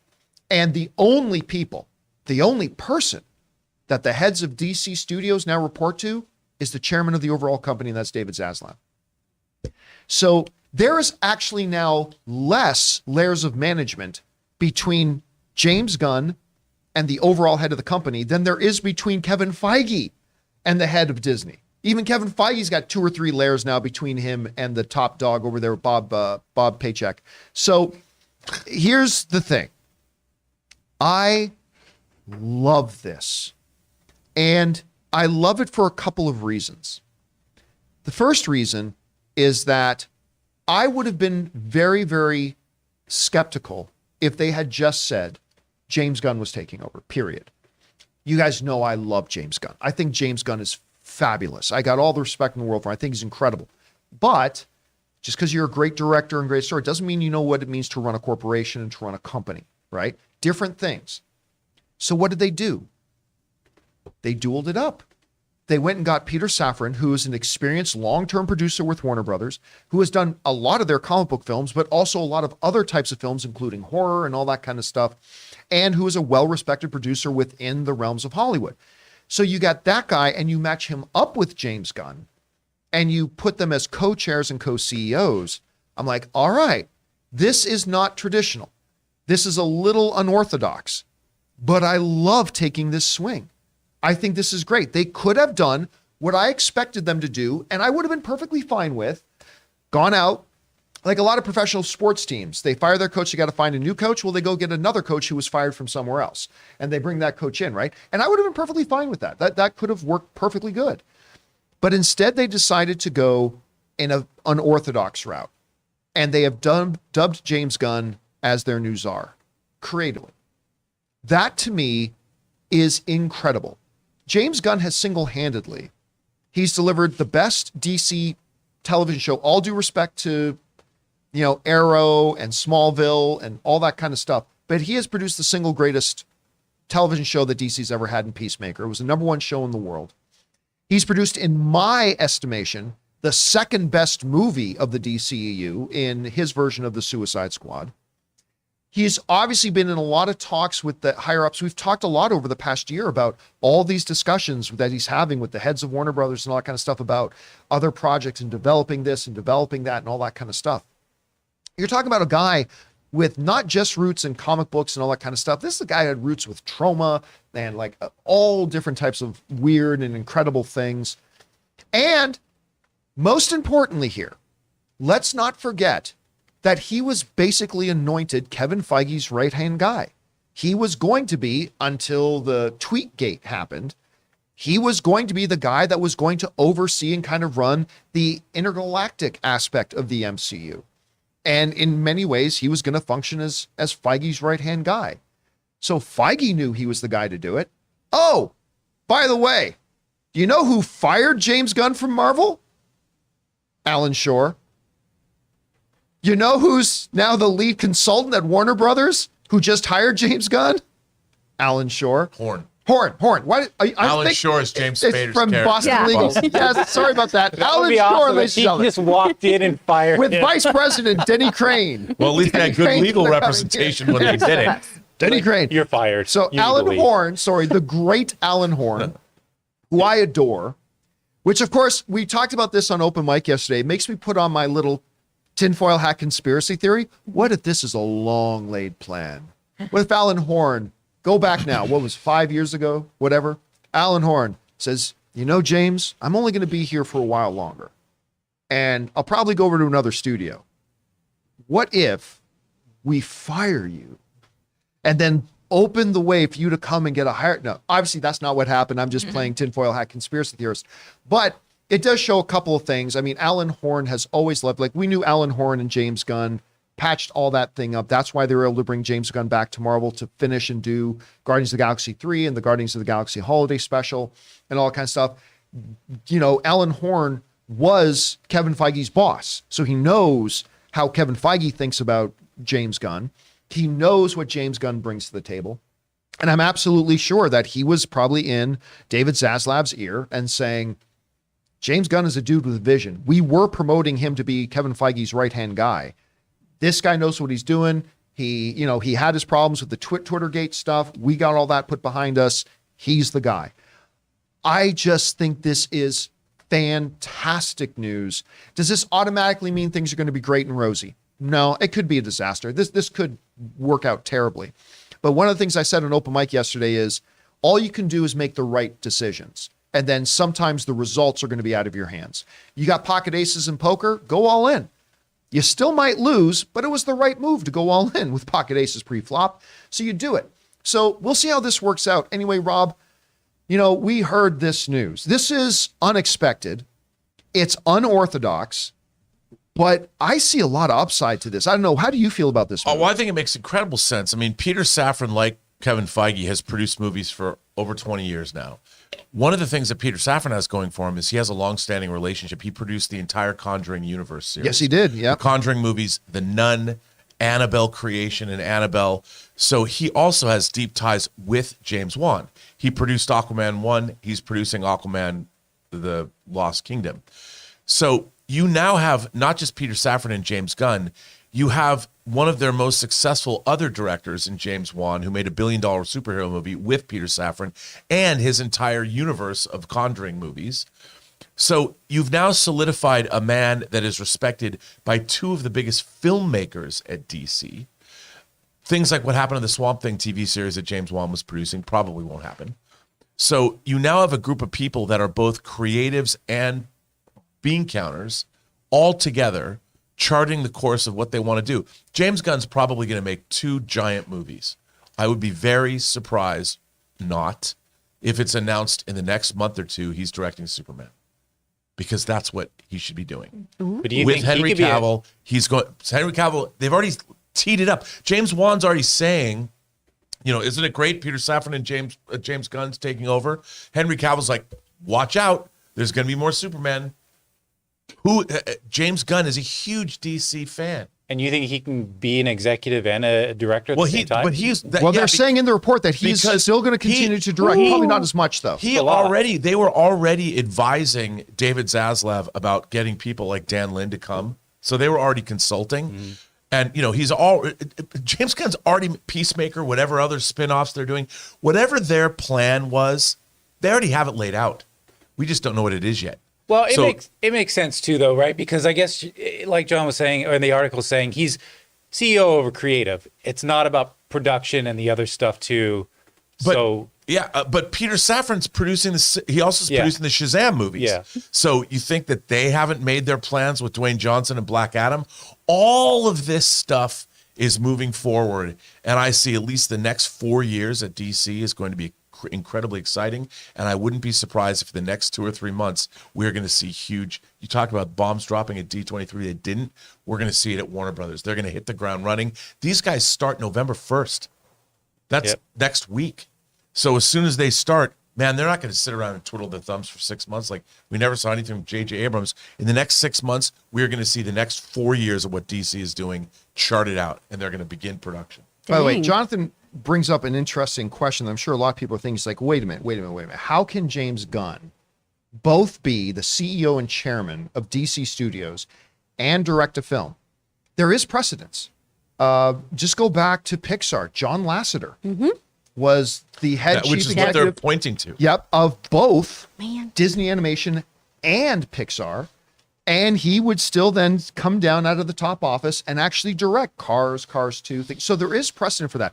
Also, I wanted to point out that Peter Safran and James Gunn go all the way back to 2008. They might even go back further than that. But Peter Safran produced James Gunn's amazing, horribly underrated web series, PG Porn. That is, if you've never seen PG Porn, like the one with Nathan Fillion as the construction worker. Oh man. Oh, I'm sorry, ma'am. I'm just here to drill things. I mean, that it is one of the funniest things I've ever seen, but they probably go back even They further go than back that. even further because I was the associate producer of a movie James Gunn wrote and starred in that Peter Safran was the executive producer of called The Specials. I was going to say, did he produce the specials? He was co-executive producer of The Specials. James Gunn wrote it. He played my Newt Man. Sean Gunn was in it. You know, and we did that right after Free Enterprise. We started shooting that in 2000, I think. Anyway, Chris, you hear about this. I mean, this was stunning. This pretty much shakes the whole comic book movie world. But what are your takes on this? The Lasseter point was what I was going to bring up. I was like, dang it, that was my thing that I was going to say. I was surprised though when it first was announced, because when we've talked about this in the past, I thought, well, James Gunn just wants to direct. That's what he wants to do. But this obviously is going to be able to hopefully strike a balance for him of being able to do this and still create his films. I'm really interested to see where this takes DC as a whole, though, right? Because kind of the last men standing, if you will, in terms of television and animation in television for them are our more kind of blue comedies or our blue superhero stories, right? Peacemaker, Harley Quinn, the animated series, those sort of things. So I'm interested to see if we have more of that kind of vibe moving forward too, of things that skew a little more adult in DC in terms of humor, at least. I also think this means that even though they are, some calculated risk takers here, I think we're going to do some really big swings in terms of characters. This is the guy who did a Guardians movie when all of us were saying, Guardians of the Galaxy, that's a B-side, man. That's not going to play to this camera. Yeah. And it did. Peacemaker, that was another one. You want to do a show about Peacemaker after what he did? I admit, I thought it was a bad idea. Yeah. And he It's knocked it out awesome. of the park, right? He takes big risks that really, really pay off. So I'm excited to see some really fun, different characters pop up in here. Give us Lobo, man. You'd be so good at it. You'd do such a good Lobo movie. Yeah, I mean, what about all the Vertigo, like Animal Man, Yes. Kid Eternity, Shade the Changing Man, all that crazy stuff? And James Gunn also goes back as a writer, so probably knows Alan Horn from when he was writing like Scooby-Doo. Yeah. He's going to give So- me a Batman Beyond movie, baby. He's going to do it. More Yes. so than ever, I was thinking Yeah. that we're closer to a Batman Beyond series movie, whatever. Oh, Lou, your team Batman Beyond too? Yes. Suck that's it, my- John. my child. Yeah, And yet, Oh my who's been God. right for the last 10 years? Will You know? Friedle? You only have to be wrong once. Exactly. Yeah, that's it. I can be right for 10 years, but it doesn't matter. So, listen, It's gonna someday happen. there's going to be a Batman Beyond. Someday Shui. there will be. We're going to see some big moves. Soon, hopefully. I think sooner than rather Yeah. than later. Yeah, and I think one of the common complaints I can already hear from some people is, I don't want all DC to be Peacemaker. For sure. It's not. Right. James Gunn is going to be the overall executive. He ain't going to be directing every movie. He's not going to be. He's going to have filmmakers come in, and he's going to foster and encourage their individual visions that Right. fall, like Kevin Feige, that fall in line with James Gunn's overall direction of what this is. And if somebody wrote in a little bit earlier or called in, I think it was James on the hotline called in and said, how important is it to be a big fan of the source material? Well, if that is a big deal to you, then this is your day. Because James Gunn is deep cut. Deep cut. Schnepp once told us about, Schnepp had met James Gunn, and like even Schnepp said, this guy knows comics like he is an encyclopedia of comic book knowledge. And he's got a reverence, not just for the wild Polka Dot Man, which, by the way, look what he did with Polka Dot Man. But not just that stuff, but of the more established mainstay, the darker, the grittier. I am very excited. And again, he worked with Kevin Feige for years. So he's got a solid understanding of what he's doing here. Not only that, James Gunn is a novelist. He wrote a novel, a very dark novel that I recommend called The Toy Collector. It's a hardcover novel. So James Gunn, they already know what they're going to do. I'm sure that the calls have been made. It's just they can't say it yet. But the fact that they're starting November, there's a reason why this starts November 1st. They're not waiting. No. And this has been in the works for a while. By the way, one interesting side note to this whole story is that the Joker sequel is going to be under the Warner Brothers Pictures umbrella, not under the DC Studios umbrella. That makes sense for a couple of reasons, but one of the most important ones is they've already gone into production on Joker 2, and James Gunn isn't even installed as the thing yet. So it's been shepherded under Warner Brothers Pictures since the first one. They're going to keep it under there. Look for the Batman 2, though, with Matt Reeves to come under the DC Studios banner at that point. But I just think this is incredibly exciting news. Again, I would have been a little bit more pessimistic if it was just James, but doing it James with Peter Safran together, this could be great. Could be a disaster, but I think this was a really bold, fantastic decision on their part, and I cannot wait to see what James Gunn is going to do with the DC universe. Anyway, guys, the question is for you. What do you think about this earth-shaking news that DC now has their czars? It's Peter Safran and James Gunn. How do you feel about that? Do you have some concerns or worries about it? Maybe you're not a big fan. Maybe you love it like I do. Whatever you guys think, jump down into the comment section below and let us know your thoughts. All right, guys. With that down, we're now going to open up the super chats to hear your guys' thoughts, theories, opinions. I'm sure there's going to be lots of stuff more for us to talk about today on the whole James Gunn, Peter Safran thing. We can't wait to address those. So go ahead and start firing those in now. We'll get to those in just a second. But before we get to them, we want to take a moment and thank one of the major sponsors of our show, Ryan Reynolds, and my phone service company, Mint Mobile. Guys, we want to take a second to thank the sponsor of this video, Mint Mobile. Mint Mobile offers premium wireless starting at just $15 a month. And now for the plot twist. I'm just kidding. There isn't one. Mint Mobile just has premium wireless from $15 a month. There's no trapping you into a 2-year contract or opening the bill to find all these crazy fees. There's no luring you in with free subscriptions to streaming services that you'll forget to cancel and be charged full price for. With my old wireless provider, every month when I opened the bill, it was like playing roulette. I never knew how big the bill was going to be, and it always seemed to get bigger. With Mint Mobile, it's totally different. I know exactly how little I'm paying every month, and there's never any surprises. Mint Mobile gives you the best rate whether you're buying for one or a family. And at Mint Mobile, families start at just 2 lines. All plans come with unlimited talk and text plus high-speed data delivered on the nation's largest 5G network. And guys, you get to use your own phone with any Mint Mobile plan and keep your same phone number along with all your existing contacts. So transferring over couldn't be easier. So to get premium wireless from just $15 a month and no unexpected plot twists, go to mintmobile.com/Campea. That's mintmobile.com/Campea. You'll make your wallet very happy at mintmobile.com/Campea. And thank you to our friends at Mint Mobile for being an awesome phone service provider and especially for being a sponsor of the John Campea Show. All right, guys, with that all down, let's move on over and start taking your super chats that you guys sent in. Let's hear what you guys want to talk about. Chris, what do we got in here? Oh, sorry, Lou, what do we got in here? Yeah, it's Lou. Olatan says, could Gunn be the bridge for a Marvel versus DC movie? If I had a quarter for every message I got with that question in the last 24 hours, no. I just, there are people even above Kevin Feige and James Gunn, and it's just not going, not to mention that movie would be awful.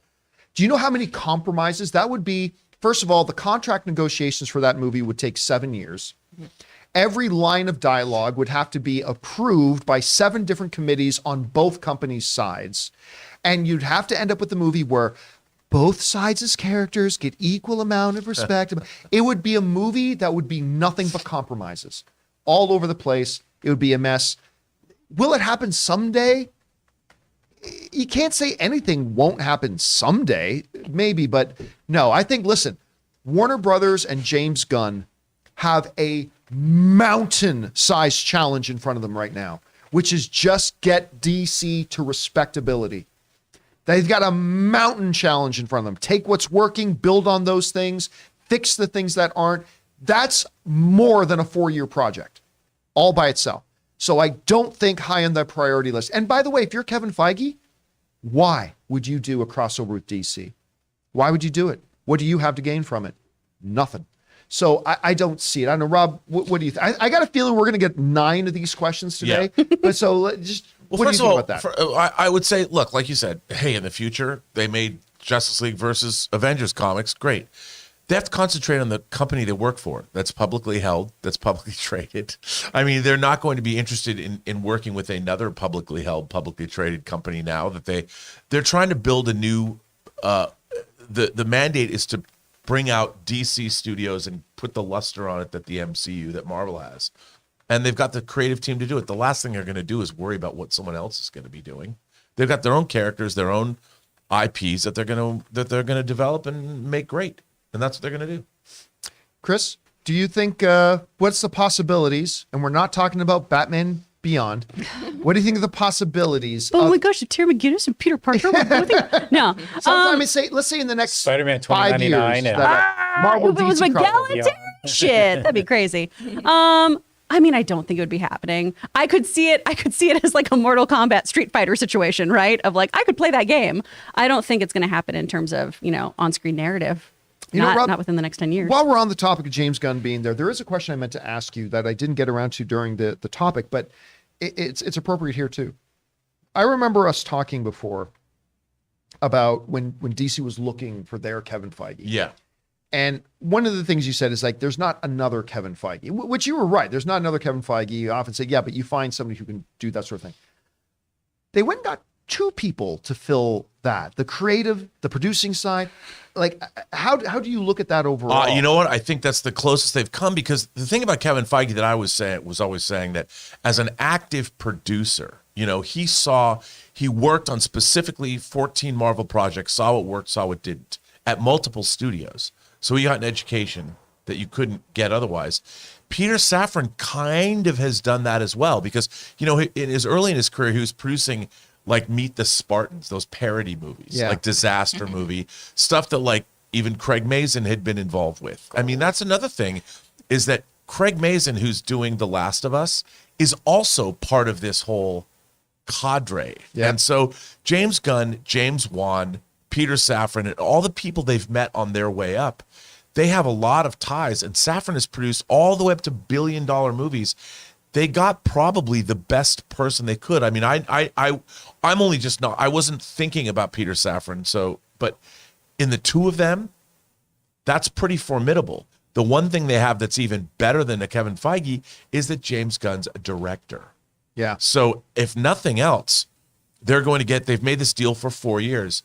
That's 2 big tentpole movies that James could do, plus doing whatever. Look, a filmmaker like him, he doesn't rest on his laurels. He's the kind of guy, he can go in and he can have meetings with creatives for 2 hours, set things up. Yes, yes, yes. I already know what you're going to do. I mean, he lives this stuff.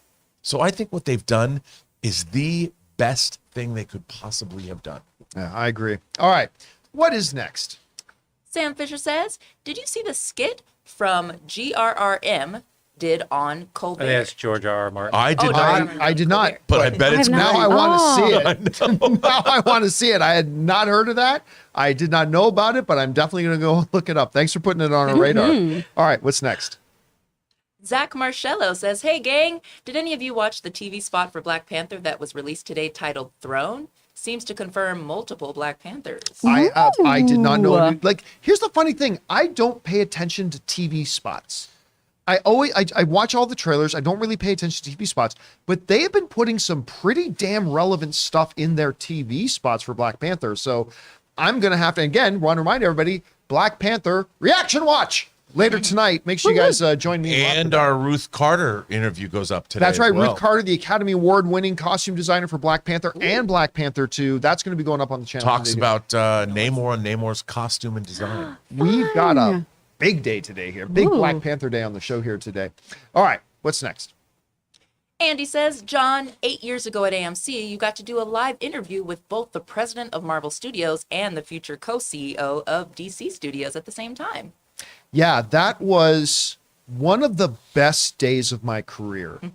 I had Kevin Feige, Chris Pratt, and James Gunn come to my studio to sit down. We made a big live event out of it. We brought in a live studio audience for it, and we got to do this like I think it was like an hour-long interview just talking about this upcoming movie, Guardians of the Galaxy. It was one of the best days. Kevin, James, Chris, none of them could have been any nicer. It was such a wonderful, fun day. And little did I know, I was sitting with the future CEO of Disney or of DC Studios. Never knew. But it was a great day. All right. Thanks for asking that, man. What's next? A. Marcella says, I have a friend who knows nothing about the Star Wars universe. He started with Andor and then watched the movies. He had no idea the Force or powers existed. Now he is bored with Andor. LOL. That's a fun way to watch it, though. Ooh. Oh, yeah. That is an interesting way to go about it. Yeah. I don't know. What would you say to that, Rob? Well, I think I talked about it last week about how there are going to be people that discover their way into the Star Wars universe by watching Andor first, Yep. which leads them to Rogue One, which leads them to A New Hope. I think that's pretty... I would love it if I learned about Star Wars that way, because it really leads you in an entirely different way, but also legitimate. It actually puts you into the perspective of most people in that universe where they think this is just a crazy old religion. Yeah, right, exactly. That's right. And then you're like, wait, this Your works. sad devotion to that ancient religion. Yeah, this works. All right. What's next? MP says, I thought it would be cool if Marvel could have Namor, the king of Talokan, and Namor, the king of Atlantis in a film. Like a Donnie Yen. Atlantis being a representation of Southeast Asian culture. I'm not quite sure exactly what MP's asking. How do you interpret that? I'm wondering if it's keeping Atlantis like we have in Marvel, but also having this also Talokan add- version. And so both are there. yeah. So representing different cultural aspects. So, like, of basically create a mythology. movie with 3 main empires in it? Like, could something like that work, do you think? I guess Look, that would be like African, European, and Asian, I guess. I mean, we see in Aquaman how they do have the different, groupings and kingdoms underwater, right? And those folks all existing in different ways. yeah. But I think then you have to devote probably a full movie to just those different kingdoms before you then introduce them to their conflict with Wakanda. I also think that there's something to do with this from a legal standpoint. Mm-hmm. From like if DC they beat him to the punch with Atlantis and an undersea kingdom, but if Marvel has Atlantis and an undersea kingdom, could they do that legally? It feels like when, like No Strings Attached and Just Friends came out at the same time, or A Bug's Life and Ants, where then you're like, aren't these the same movie? Yeah. You've got to delineate them. And Yeah. I think they did, rather than run into that as a problem, they just nipped it in the bud. Yeah. And are giving us a really cool thing that we haven't seen before. Right. All right. What's next? All right. J. King says, saw Ruben Östlund's Triangle of Sadness this weekend. Brilliant. Instantly entered my top 3 of the year. Also, I see new Best Actress contender in Dolly de Leon. It's funny because somebody brought up Triangle Sadness, and I totally didn't know what we were talking about. That was from some kind of trailer. No, it was from a movie, not just a trailer. Have you guys heard much about Well, the film? Taylor was going to go see it. Did you see You it? did see it. Yeah, I did see it. I just think if they cut a half hour out of it, it would have been a lot better. It's just the jokes just dragged, and there was a fight. I talked about this yesterday on Open Mic.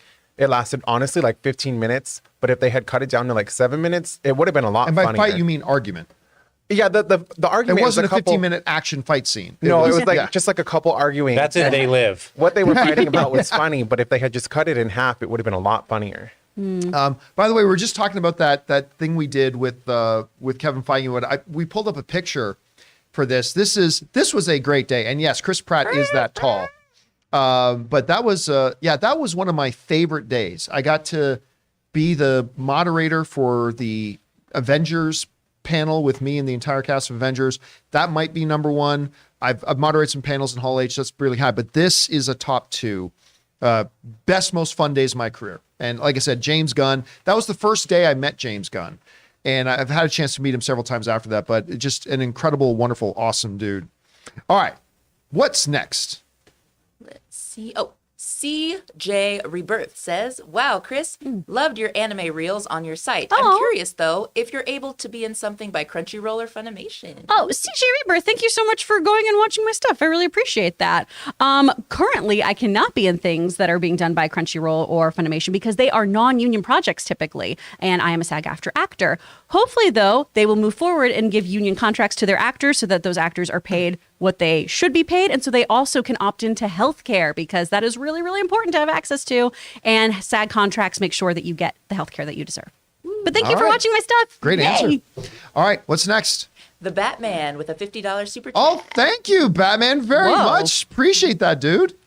So in 1 week, DC has established Black Adam in the DCEU, JSA in the DCEU, Henry Cavill's return, and Gunn and Peter taking charge. I smell something. Oh yes, it's in the air. I smell a DC comeback, baby.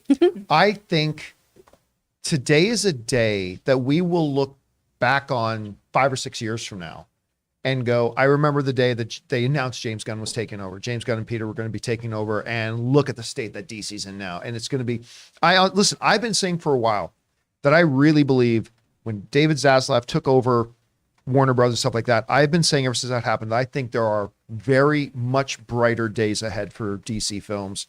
And yeah, he swung the axe, and it's easy to swing an axe, even though it was pretty ballsy to swing the axe in some places that he did.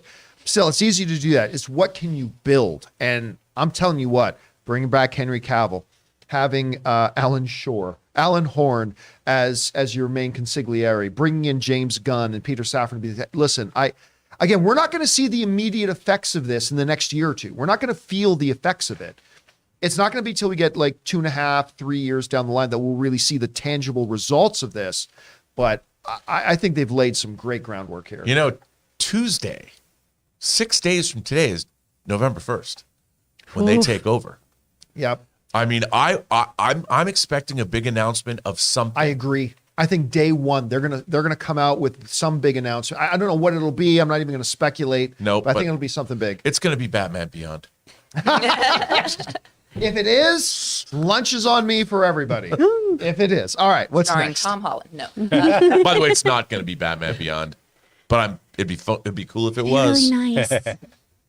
J Master with a $20 super chat. Thank you, Jay Master. Appreciate that, man.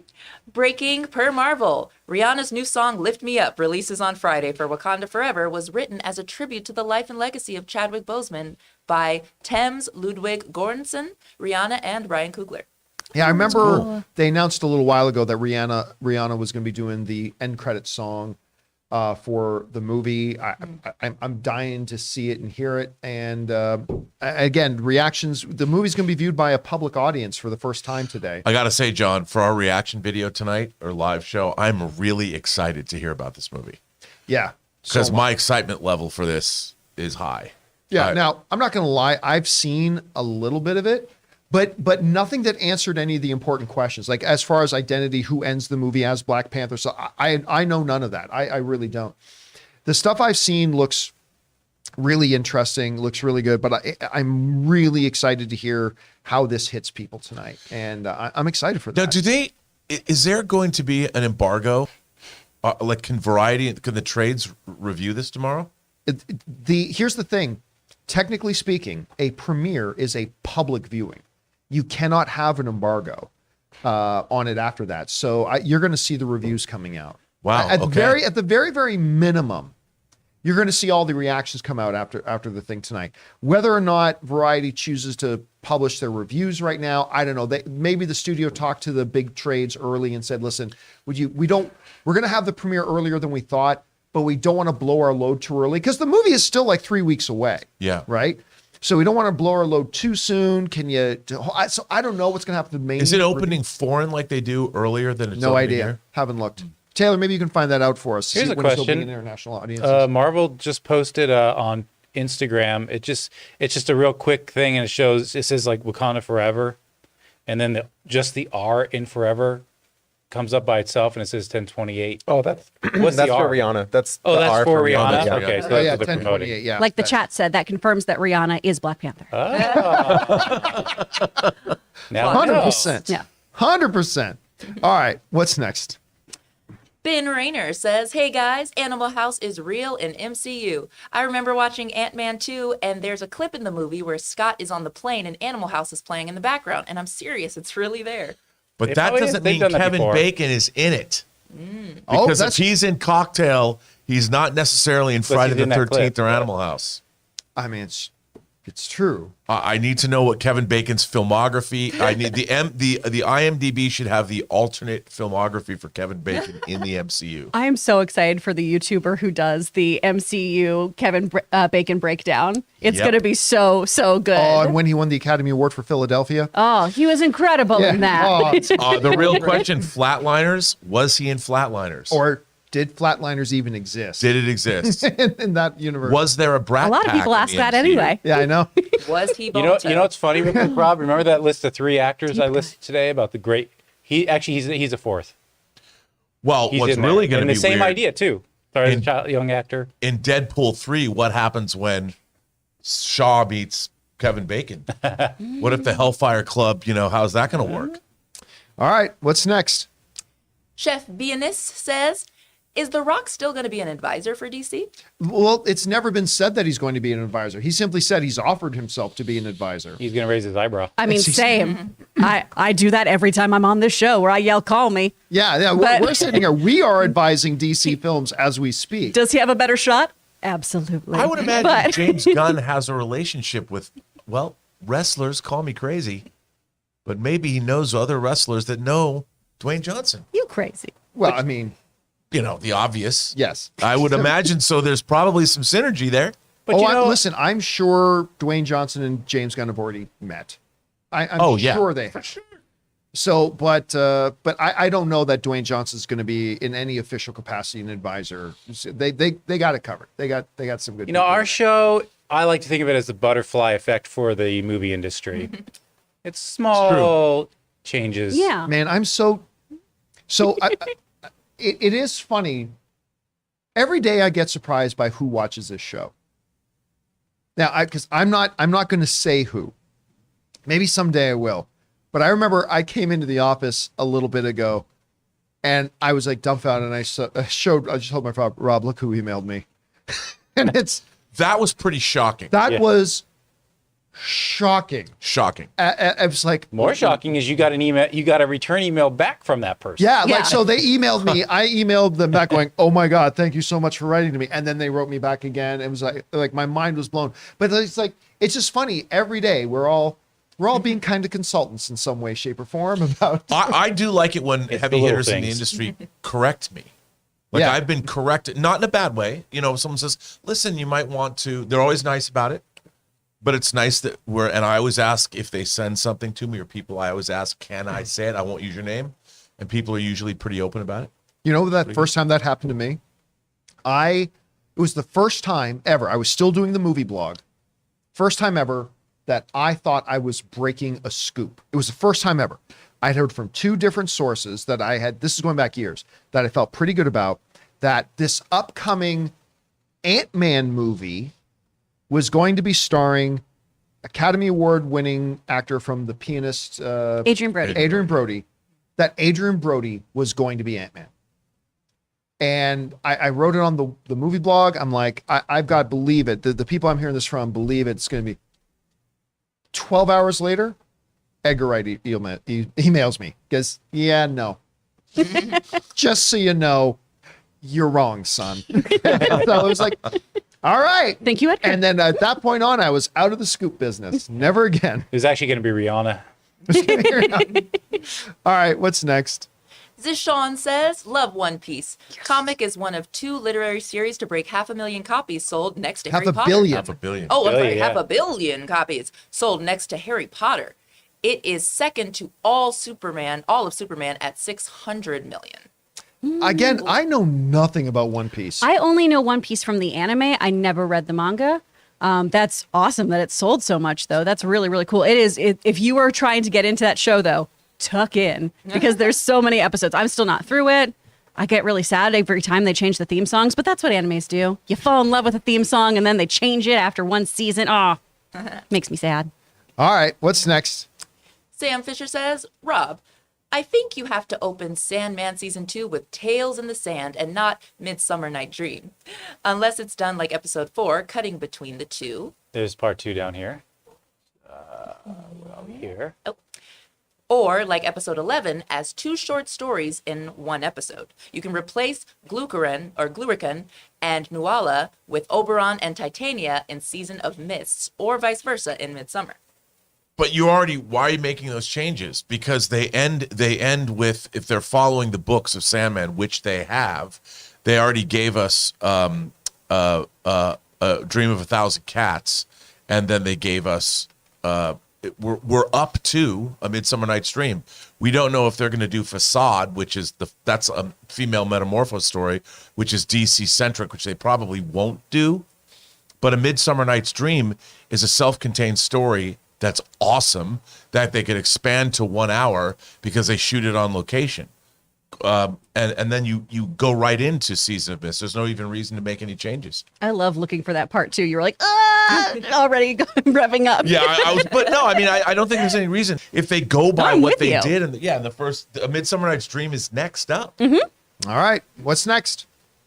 The antagonistic Anonymous says, weirdly, saw on Twitter last night that insiders like RPK, Charles Murphy, and BSL reported that Doom has been removed PC scenes of Black Panther 2. That's odd. Anyway, any chance for Black Panther 2 reaction watch tonight, John? How do we are. know? Yeah, we've already announced we are doing a reaction watch tonight. So what are they? That Doom was removed from the post-credit scenes. But I Oh. mean, that's like, okay, how do we know? Yeah. Well, I mean, that would be a convenient way to cover up reporting that there was going to be a Doom post-credit scene. You found out you were wrong to Yeah, then they removed it. then to announce that they removed the post. By the way, I'm totally making that up. I have no idea what the situation is. I don't know. We'll see. We'll see. First of all, when you can't, it depends how far down the line they were. But if they removed a scene from the end of a movie, that's not the easiest thing in the world to do either. Unless it's a post-credit. Yeah. Well, If it's yes. post-credit, then it is the easiest thing to do, right? But still, I mean, you've still Delete. got to mix it and get it out to Right. all the different places, and you have to have all the metadata created. I mean, it's still a problem. And then why would it be there but then removed? Like, Yeah, that's the thing. what's- Why wouldn't they know? Listen, I've always agreed that it would make sense if Doctor Doom popped up in there, but I've always also wondered why, though. Like, why have him crawl into the MCU? Like, hi, everybody, I'm here. Okay, I'll see you later. I love that be for back. him. Fantastic. By the way, I'm Bye-bye. Victor. Hey. Yeah, I've never understood why. But hey, listen, I still believe there's a chance we see him in this. I do. And we'll probably find out tonight if he is or not. Yeah. Because people will not stay quiet about it. No. All right, what's next? Mickey Bell says, hey guys, a more pressing question is, did the MCU's Kevin Bacon star in X-Men First Class? We were talking about that. I know. Yeah. Man, that's a very good question. Because now that X-Men are there, That's got to well, be. it's a different universe as a X-Men. different though. universe. I What? know. And that wasn't Kevin.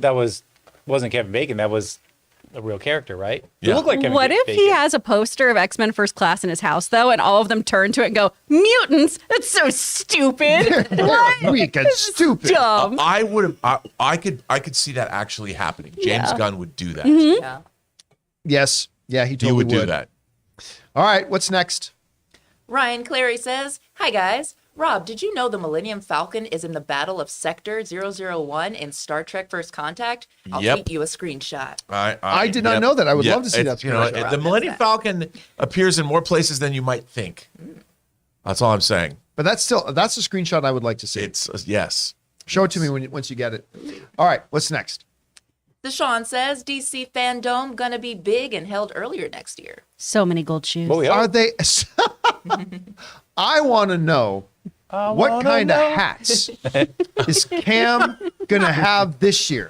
Because that's what the world is waiting for. Cam Newton, where are the hats? We need the hats. Oh my God, the last DC Fandom was such a fucking train wreck. It was such an utter dumpster fire. And I say that because the first one was so surprisingly good. That first one they did really surprised me awesome. by the high quality of it.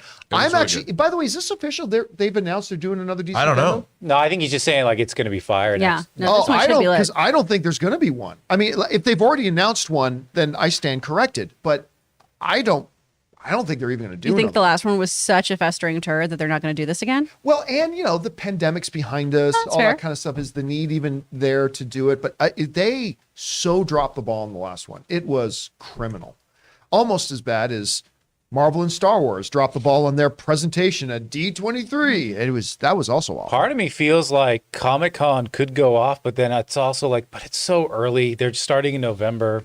Maybe it's going to be the year after 2024. Listen, I'm expecting a very packed CinemaCon this year. CinemaCon coming up. We're November, December, January, February. We're in a few weeks. We'll be 5 months away I'm going to go to from CinemaCon.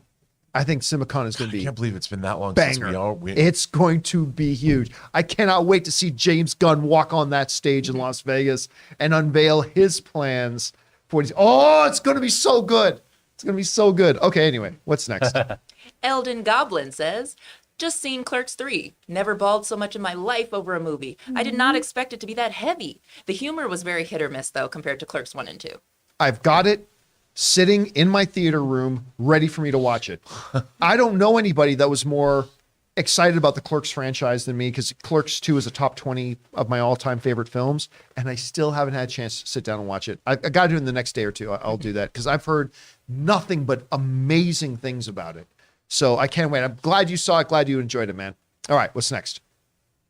Digo V says, what do you think, if any, influence Gunn is going to have on projects in progress like The Flash or Blue Beetle? Zero. Those are films that are already shot. They're already made. They're already in the can. So there's again, that's one of the reasons why we say that when a regime change happens at a studio, you are literally years away from feeling the actual tangible results. Like we're going to, in the coming months, we're going to hear announcements and we're going to get ideas of plans. But as far as the actual tangible difference, like sitting down in the theater, watching a movie and seeing how the quality plays out, we're years away from that. And Blue Beetle, it's already done. Like I guess James Gunn could come in and say, I don't want Blue Beetle in theaters. That's now under his purview to say. He's the president he's the chairman and CEO of that thing. He could do that, but I don't think he's going to. So yeah, you're going to feel zero effect of James Gunn's presence in The Flash, zero effect on what we were just talking about too, Blue Beetle. Mm-hmm. What else they got coming out? What else is coming down the pipe? Shazam, Fury of the Gods. You're not going to see zero effect Flash, on Shazam. Yeah, so Aquaman. It's going to be a little while before we get to see the effects of it. All right, what's next? Jai CSC says, has WBD had this partnership strategy in mind from the beginning? Was Gunn in place for months and WBD have just spent all this time looking for his partner? Well, I mean, considering how much Gunn and Safrin have worked together before, and the fact that I don't see them going out and giving a director the solo reins of it without that producer partner being in there. I have a feeling this was always a package deal. Now, let's not forget, they were also looking at Andrew Lin, but Dan Lin, sorry. There was never an official offer made that just had to sign. So I don't know if they were pursuing both of those at the same time and to see what would shake out and what would work out properly. I don't know if they were talking to James Gunn and Safrin first and then was having Lin lined up as a possibility if that didn't work out, or if it's the other way around. Don't know. I bet it was something, because they said that in one of the articles, I think at Deadline, they talked about how James Gunn and Safrin were like consulting, because Dan Lin had been a studio executive at Warner Brothers. Yeah. So I'll bet it was one of those things. Successful executive. Very successful. He left and started his company. I'll bet at some point they're like, well, and you've got Safrin doing Aquaman and Fury of the Gods. They're still finishing those. I'll bet at one point Zaslav said, well, why don't you guys do it? Like it was something that occurred to them in a meeting. And they were like, I bet it was something like that. I mean, I don't know. I have no idea. And they because that's such an unconventional way. And I think, again, I'd like to believe that was David Zaslav like thinking out of the box. I think only he would do it. I don't think anybody else would have done it. No, I don't think the only other person who would have done this, who I think was probably the impetus for all this, is Alan Horn. Yeah. I think it was probably Alan Horn, David Zaslav sitting down and Horn going, let's try this. Because we know he consulted. We know Zaslav, before he took over Warner Brothers, he was talking to a lot of The people. listening tour. Yeah, he did the listening tour. And I'll bet he was like, why don't you guys do it? I mean, that seems to me that was a decision that was probably made, maybe not in haste, but a great decision. All right, what's next? Andy says, I always thought that maybe WB would tap into James Gunn to forge the creative direction of a DC shared universe. I didn't think they'd actually do it. Again, I really thought they would do what is normally done. Like in sports teams, you lost your coach, go find another coach that another team fired and bring them in. And there's nothing wrong with that strategy. There's a lot of success in that strategy. That's what I thought they were going to do. And I have no problem with it. I'm sure they would have got somebody good. This is not something many other studios would have done. And I think you're right. I think anybody outside of a David Zaslav and Alan Horn, I don't know another studio makes this move. And maybe they'll live to regret it. Or this could be as good as we think it could be. So, yeah, you're right. This is why it caught me so much by surprise, but it's great. All right, what's next? Super Texas Shark, or South Texas Shark, they said Super Texas earlier, just got my AMC Nicole Kidman shirt from Etsy. Yay! Oh, I've had mine for a long time. I've had mine for a long time. I don't know if I still have it, but I mean, no, I know I still have it. You guys have seen it. But yeah, that damn Nicole Kidman. It's so bad. I love Nicole Kidman so much, but damn, that thing is so bad. All right, what's next? James Argenta says, could Theo from Rings of Power be the Witch King? One of the last times we see him is cheering Halbrand and Sauron. No, because they were kings of men and ring bearers themselves. And I don't think, I mean, I guess they could see maybe Theo becomes king of the Southlands. I mean, Isildur becomes a king. Yeah. So. Yeah, so maybe Theo becomes king of the Southlands. Maybe. King of the bowl cuts. Yeah, the king of the bowl cuts. I guess I shouldn't reject that show out of hand. I guess that is a possibility. All right, what's next? Dialdar says, I think Gunn would be perfect for Booster Gold or Plastic Man. I would love to see a James Gunn Plastic Man movie. Oh my God. Gail Simone always talks about how she's writing it with Ben Schwartz in mind when she does runs of it. And I want that movie. Oh, man. Or at least he would shepherd it into existence. Yeah. All right, what's next? Tim Platt says, Black Adam never has a movie I actually liked annoyed me so much. Oh, listen, Oh, it's the no. funny thing. I remember the first conversation Rob and I had after both of us had seen Black Adam. And I believe my exact words to you were, I have never seen a movie that was this bad that I've enjoyed so much. Yeah. I mean, there are so many things wrong with Black Adam, but I would be bold-faced lying if I didn't tell you that when I came out of the theater, I was smiling and I had a really good time. I enjoyed that movie. I feel that way about Hudson Hawk, the Bruce Willis Right. movie. Hudson. Yeah, yeah. It's not a great movie, but I love it. All right, what's next? The Richard says, Aloha Campi Anniex. Campi. Campi Anniex. Gunn, I see Dark Batman Beyond a la T2. Terminator plus, 2? Terminator 2 plus AI. Bat Future Forever. Yeah, see, I would say that's a possibility, except for one thing. James Gunn is intelligent.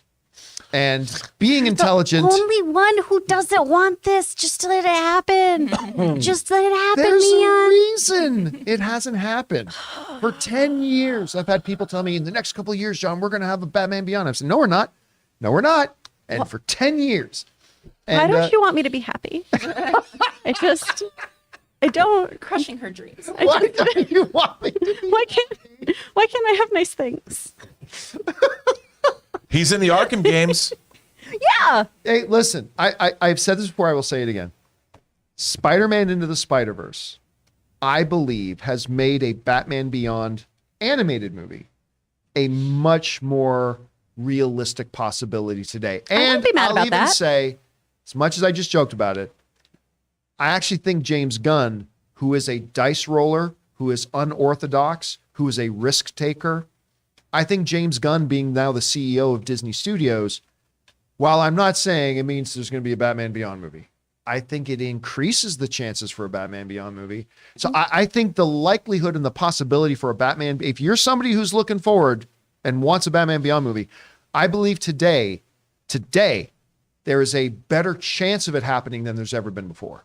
So we'll see if that ever comes to fruition. Okay, thank you. Denis Villeneuve needs a job after Dune 2's done. Yeah, because I'm sure that's At what Warner Denis Brothers. Villeneuve wants to do. He wants to do Batman Beyond. And, 2 for me, 1 for them. He can do that. Come on, That man. dark, like They gave him 2049 that. They style soundtrack. Yeah, I mean, there's that. All right, what's next? Quality not included.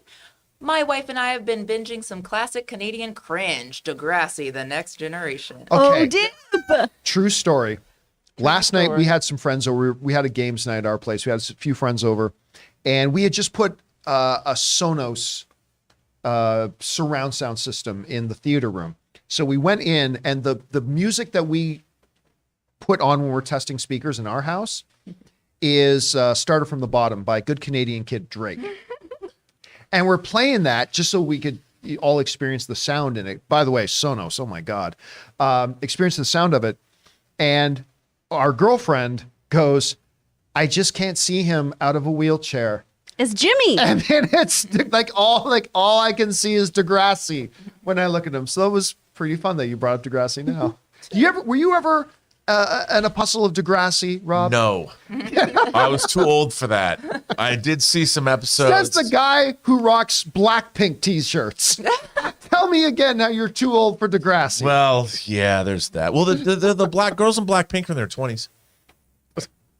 Just saying. How is this helping you right now? All right, what's next? How is Not in this high helping school. you right now?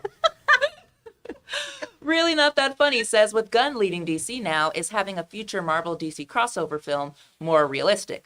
Gunn has obviously been a big figure for both. Yeah, I don't think so. We covered this a little bit earlier. James Gunn and Peter Safrin have much bigger and more important challenges facing them to get this thing up and running. Yeah. So it's We probably already not. said it's going to be Spider-Man 2099 and Batman Beyond. Yeah. Yeah, Crossover. there you gonna be go. great. There's the ultimate team up. Terry and Miguel. By the way, just so you guys saw it, By the way, I I wanna mentioned see that that I movie had now. my. Everybody wants to see that movie now. I was mentioning that I've got my Nicole Kidman shirt. If you have not seen it, is there any way you could raise just that gotta up? Scroll down a little bit. Yeah, there it is. That's me and my. That's a great shirt. Anne bought me that shirt. Like coming out of the theater one day, she's like, I got to get you that shirt. So yeah, there's that shirt we were talking about. I'm All surprised right. they don't sell those at the AMC theater. They should. Oh God, you know the money they would make. Yeah, Yeah. a real one, a whole slew of them. Design them like club shirts or skater shirts. I want and a make hot them toy cool. figure of Nicole Kidman in that suit. That would be my first hot toy. Well, they are making Batman Forever hot toys. Maybe they'll make a chase. Oh, if they do Chase, I could. Yeah. There you I'll go. put That's glitter it on that right little there. suit. I know. Oh my gosh. And red hair. Just All right, what's next? Matt Sanders with a $20 super chat says, kind of genius that there's 2 people in charge of DC. Really think that's smart. First of all, Matt, thank you so much for sponsoring us on that level, man. This is really generous of you. And again, it's not even something I thought about. Going into it, we were always thinking about single names. And listen, dual roles do present certain challenges, right? We have seen in the past 2 heads that don't get along, and then that can cause problems. But I've never met anybody, even James Gunn's ex-wife loves James Gunn. I mean, that's the thing. Like, I've never talked to anybody in this business that straight up did not love James Gunn. And so, and him and Peter have a long-term working relationship. I think this is going to work really well. And again, surprised me too, but I think it was a great move. All right, what's next? Sean Ryder says, do you see DC Marvel live action crossover happening in the next 20 years? Maybe not realistic, but seems fun someday. Look, in the Hollywood business, 5 years equals an eternity.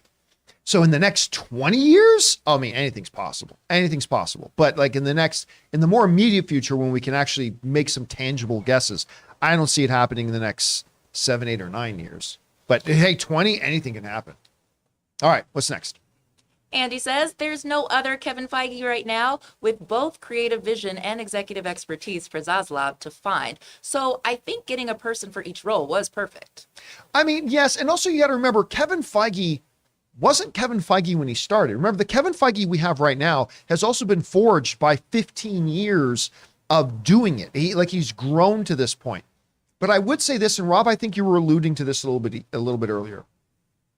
What DC has done here by getting the two people.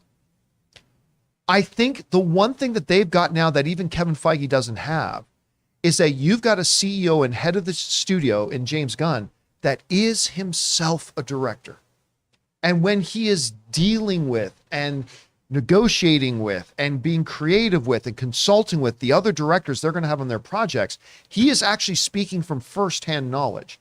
Now, I'm not saying that makes James Gunn better than Kevin Feige. I'm not saying that at all, but I am saying that that gives him a dimension that even Kevin Feige doesn't have. Absolutely.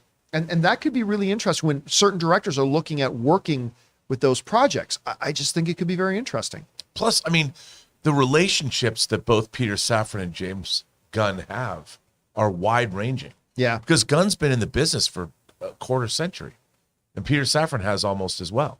I mean, at a point where James Gunn was working at Troma, but still he was making movies in the mid-90s. All right, what's next? It's like the song says in Bill and Ted's Excellent Adventure, man. 2 heads are better than one. Double the pleasure, triple the fun. That's how it works. Jason DeMasi says, will this now mean Gunn will not do any promotions for Guardians of the Galaxy 3, or will that be worked out already with DC? Oh, he'll definitely be promoting Guardians Yeah. of the Galaxy 3. No doubt about it. He is the director on it. I mean, there are still contractual obligations that he has, and it's his movie. By the way, do you think that that Warner Brothers shareholders aren't going to love it when James Gunn has a movie that makes $1 billion? Oh, yeah. This is, you know who, yeah, that's the main point here. You know who really wants him to promote Guardians of the Galaxy 3? Warner Brothers. Yeah, Warner Brothers. And now it might be different if Guardians of the Galaxy 3 was opening up against some big Warner Brothers movie on the same day. That could be problematic, but that's not the case. So Warner Brothers would love everybody to love Guardians of the Galaxy 3 and heap all this praise on James Gunn and then go, by the way, he's our guy now. Especially because I am willing to bet you that James Gunn will be deep into directing whatever his new movie is at Warner Brothers when Guardians of the Galaxy comes out. I don't agree. I think he's going to get himself settled first for a little bit as the CEO, set up some projects. I think we're going to see him directing again sooner rather than later, but I don't think before the next Guardians movie comes out. I don't know. Well, we'll see. You might be right. All right, what's next? Brand Demand says, I question what will they do without a Batman in the DCEU? With James behind the gun, Ben will return. I still, listen, I think the one part of this whole discussion about Ben Affleck and everything, and by the way, everybody knows I'm going to cream if Ben Affleck comes back as Batman. He's my favorite Batman, period. But everybody looks past the human element of this story. I mentioned this before. Him and Matt Damon publicly talked about their discussions when Matt Damon basically told him, trying to play Batman is killing you. It's killing you. And part of that was because he took, and Affleck talked about this, he takes the Batman character so seriously and so importantly, and really cares what people think about him as the Batman. And Matt Damon just said, this is not healthy for you to try to play this character. And it nearly destroyed him. It probably destroyed his marriage. It sent him into one of the darkest periods of his life. And because of that, I really hope he does not come back to Batman. It's time to move on to greener pastures. It's time to move on to new projects, flex your directing muscles, do new creative things, all that kind of stuff. Now, I'm not going to lie. They announced tomorrow Ben was going to do his Batman movie with Deathstroke and Joe Manganiello and all that kind of stuff. I will be the happiest dude in the world. But removed from that, if Ben were to call me and say, do you think I should play Batman again? I would definitely say no. Dude, you're in such a better place in your life now. Why? Like if you're a recovering alcoholic, why go hang out at the bar? It's just fun. Because it's fun. Yeah. I just think he should stay away. Let me ask you this. Do you think he will direct another DC movie under the new regime? I can totally see that. I can too. I can totally see that. Yeah. I mean, he is one of the, I don't mean this facetious. He's one of the best directors in the world right now. I really believe that. Like every one of the movies he's directed, I think has been wonderful. Plus he's a contemporary. Yeah. I mean, you think that they wouldn't want to bring, and Ben Affleck, wait, all the movies he's directed, all 4 of them have been for what studio? Yeah, they all been for Warner Brothers. Warner Brothers. All right, what's next? Mickey Bell says, shout out to Chris for her Leia hairstyle today. Aw, thank you. Everyone thinks I chop off my hair too in the chat. They were like, "Why'd you do that?" It's pinned. It's all there. pinned. It's all there. Yeah, I'm like, It's your yeah. Andor hair. You're even wearing kind of Andor. Yeah, battle this fatigues. is like my return cosplay. Yeah. This is also I did not have time to wash my hair because my dog Gimli is very, very sick and was just getting sick all over the floor this morning. So, but I'm glad I could pull it together. All right, what's next? Alex Mata says, I have a feeling that a lot of IPs in the DCEU could be soft rebooted. Example, TSS. The Suicide Squad. Oh, the Suicide Squad. Yes, the Suicide Squad. Yeah, listen, look, with Henry Cavill coming back, that clearly shows the roster of characters is what we're going with in the DCU. But it also means some soft rebooting. And I really emphasize the word soft, like some soft rebooting. And I think James Gunn is the guy to do it. I mean, look what he did with Suicide Squad.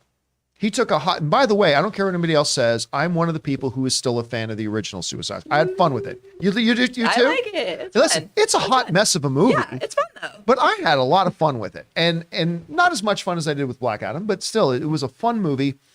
But the soft relaunch of it that James Gunn did, superior in every aspect. I mean, that movie is, again, I think it's the second best DCU movie, only behind Man of Steel. But I think you're going to see a lot of that too. Like, because you can't what they cannot do is just say, well, let's just continue with everything the way we were doing it. Well, because that was leading you into a dead end. So they're going to have to do a little bit of soft rebooting. So I think you're absolutely right. All right, what's next? Just some support at the bottom there first. Oh, D. Murdoch sends in some support. Thank you, Super chat. D. Marie Seifrings with a $20 super chat. Thank you, Marie. With all the weird stuff, which has already happened in the MCU, 2 aliens breaking in to kidnap Kevin Bacon as a Christmas gift for Star-Lord doesn't seem that odd. Kevin can call She-Hulk when he sues. I mean, I'll be honest with you. When they said they were going to the house and everything, I thought it was going to be Kevin Feige. I really did. I did too. It being Kevin Bacon I mean, obviously when you know the stuff that Star-Lord has said in previous movies, that makes way more sense. And I love Kevin Bacon. Question. Yes. Will Kevin Bacon and Star-Lord have a dance-off? Yes. Ooh. Yeah, there's James. Why would you have him and not? There is literally no excuse under the sun that will forgive the idea of having both of them and not having a Footloose style dance-off. Follow Has to up. happen. Will they play Let's Hear It for the Boy? And they That was learn so to The dance. Office, They Rob, and you teach don't drags. even realize it. Come on. No, Or will they just go with the Footloose I think theme they just song? go with Footloose. You got to go Kenny Loggins. I think they go Footloose. You do. Yeah. You probably Oh, do. what if he does the rage dancing though in the warehouse?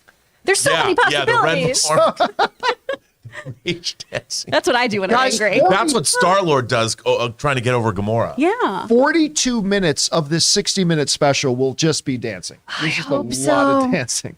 All Will right. John Lithgow give a fiery speech about why they shouldn't dance? Oh, God, that would be so good. All right, what's next? CJ. Oh, yes. J Master says, actually, John, the Guardians of the Galaxy holiday special releases on November 25th. Okay, I'd said November 23rd, right?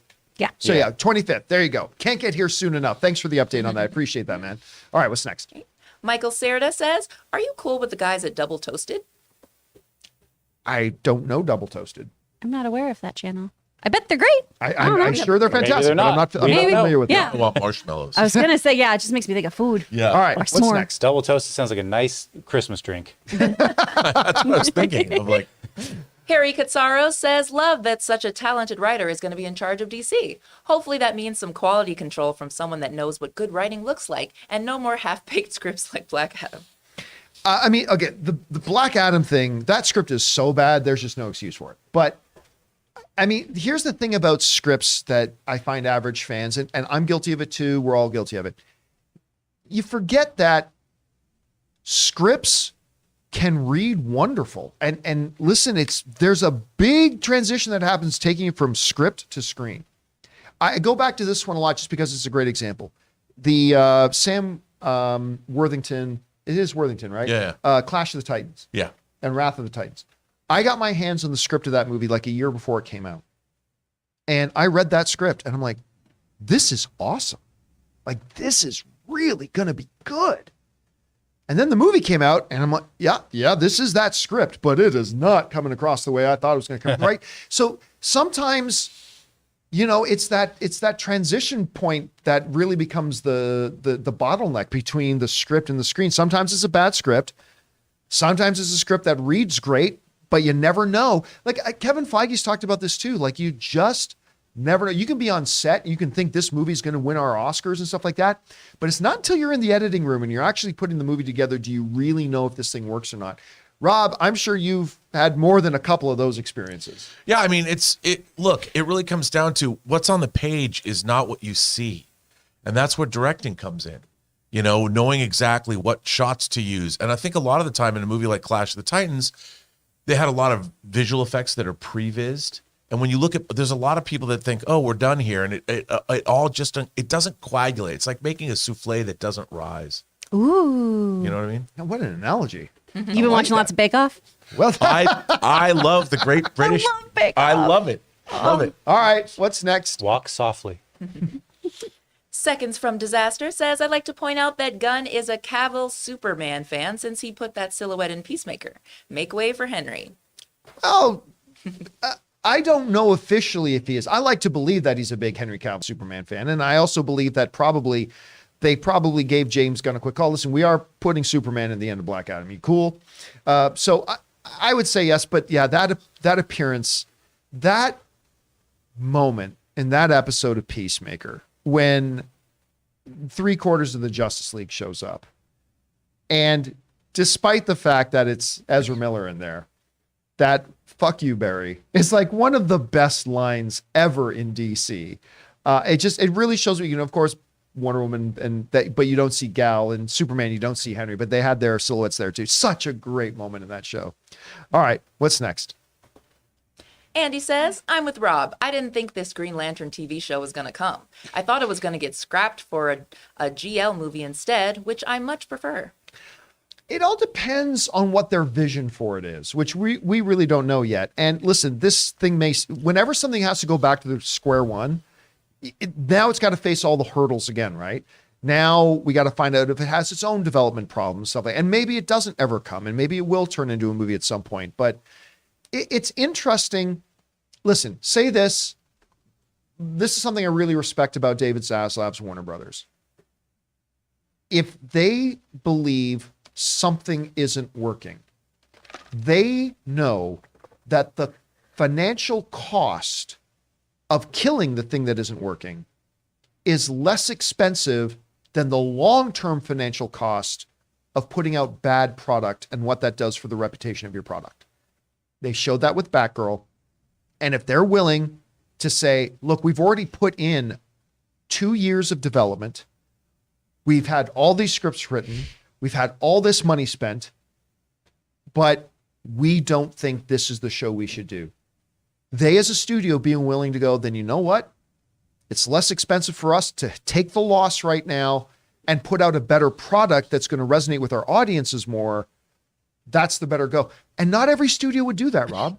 And No. and I love the fact that this studio is willing to pull those triggers. And I like that a lot. And I think it's also a plan to, like, the Berlanti era of this kind of thing. It's just ending. It went for, they had a great run. They did a lot of good stuff. It's just coming to an end. All right, what's next? Abhinav says, The Rock's daughter Simone made her shocking but much anticipated debut on WWE Next last night. She looks just like The Rock. I remember seeing about a month or two ago that his daughter was getting ready to make her debut. Did you see this? No. But I totally forgot all about it. I have not seen it. I'm going to have to look up some footage and Ooh, see how that's she gonna be did. fun. That's she's third generation now, because The Rock's dad was famously a great wrestler, and then The Rock, and then now her. It's going to be interesting to see. All right, what's next? Oh, wow, I didn't realize she was that old. The Richard sends in some support. And Fredo Valco sends in Thank you guys for just sending in some support there. And guys, that'll do it for today's installment of the John Campea Show. Thank you so much for being here and making this show part of your day. Big special thank you to all you guys who sent in those super chats. Number one, because you gave us great fun things to talk about. But number two, you supported this channel as you did it. And all of us involved with the show, thank you guys so very much for your support. Once again, don't forget, we got 2 other videos today. A little bit later at 3 p.m. Los Angeles time, we have our Andor open spoiler after show talking all about Andor last night. We hope you'll come on by and join us for that. And then later tonight, right around 9:30 p.m. Los Angeles time, that's like just past midnight on the East Coast there, but it's worth it. Rob and I will be doing reaction watch for Black Panther 2 as the first reactions come pouring out and what will probably end up being one of, if not the biggest film of the year. We hope you guys will join us for that. So guys, for myself, Mr. Robert Meyer Burnett, the wonderful Chris Carr, Taylor's been over there keeping track of everything, producer Jonathan Voico, and of course, Alu Moana. My name's John Campea. Thanks a lot for being here, guys. And until next time, my friends, bye-bye.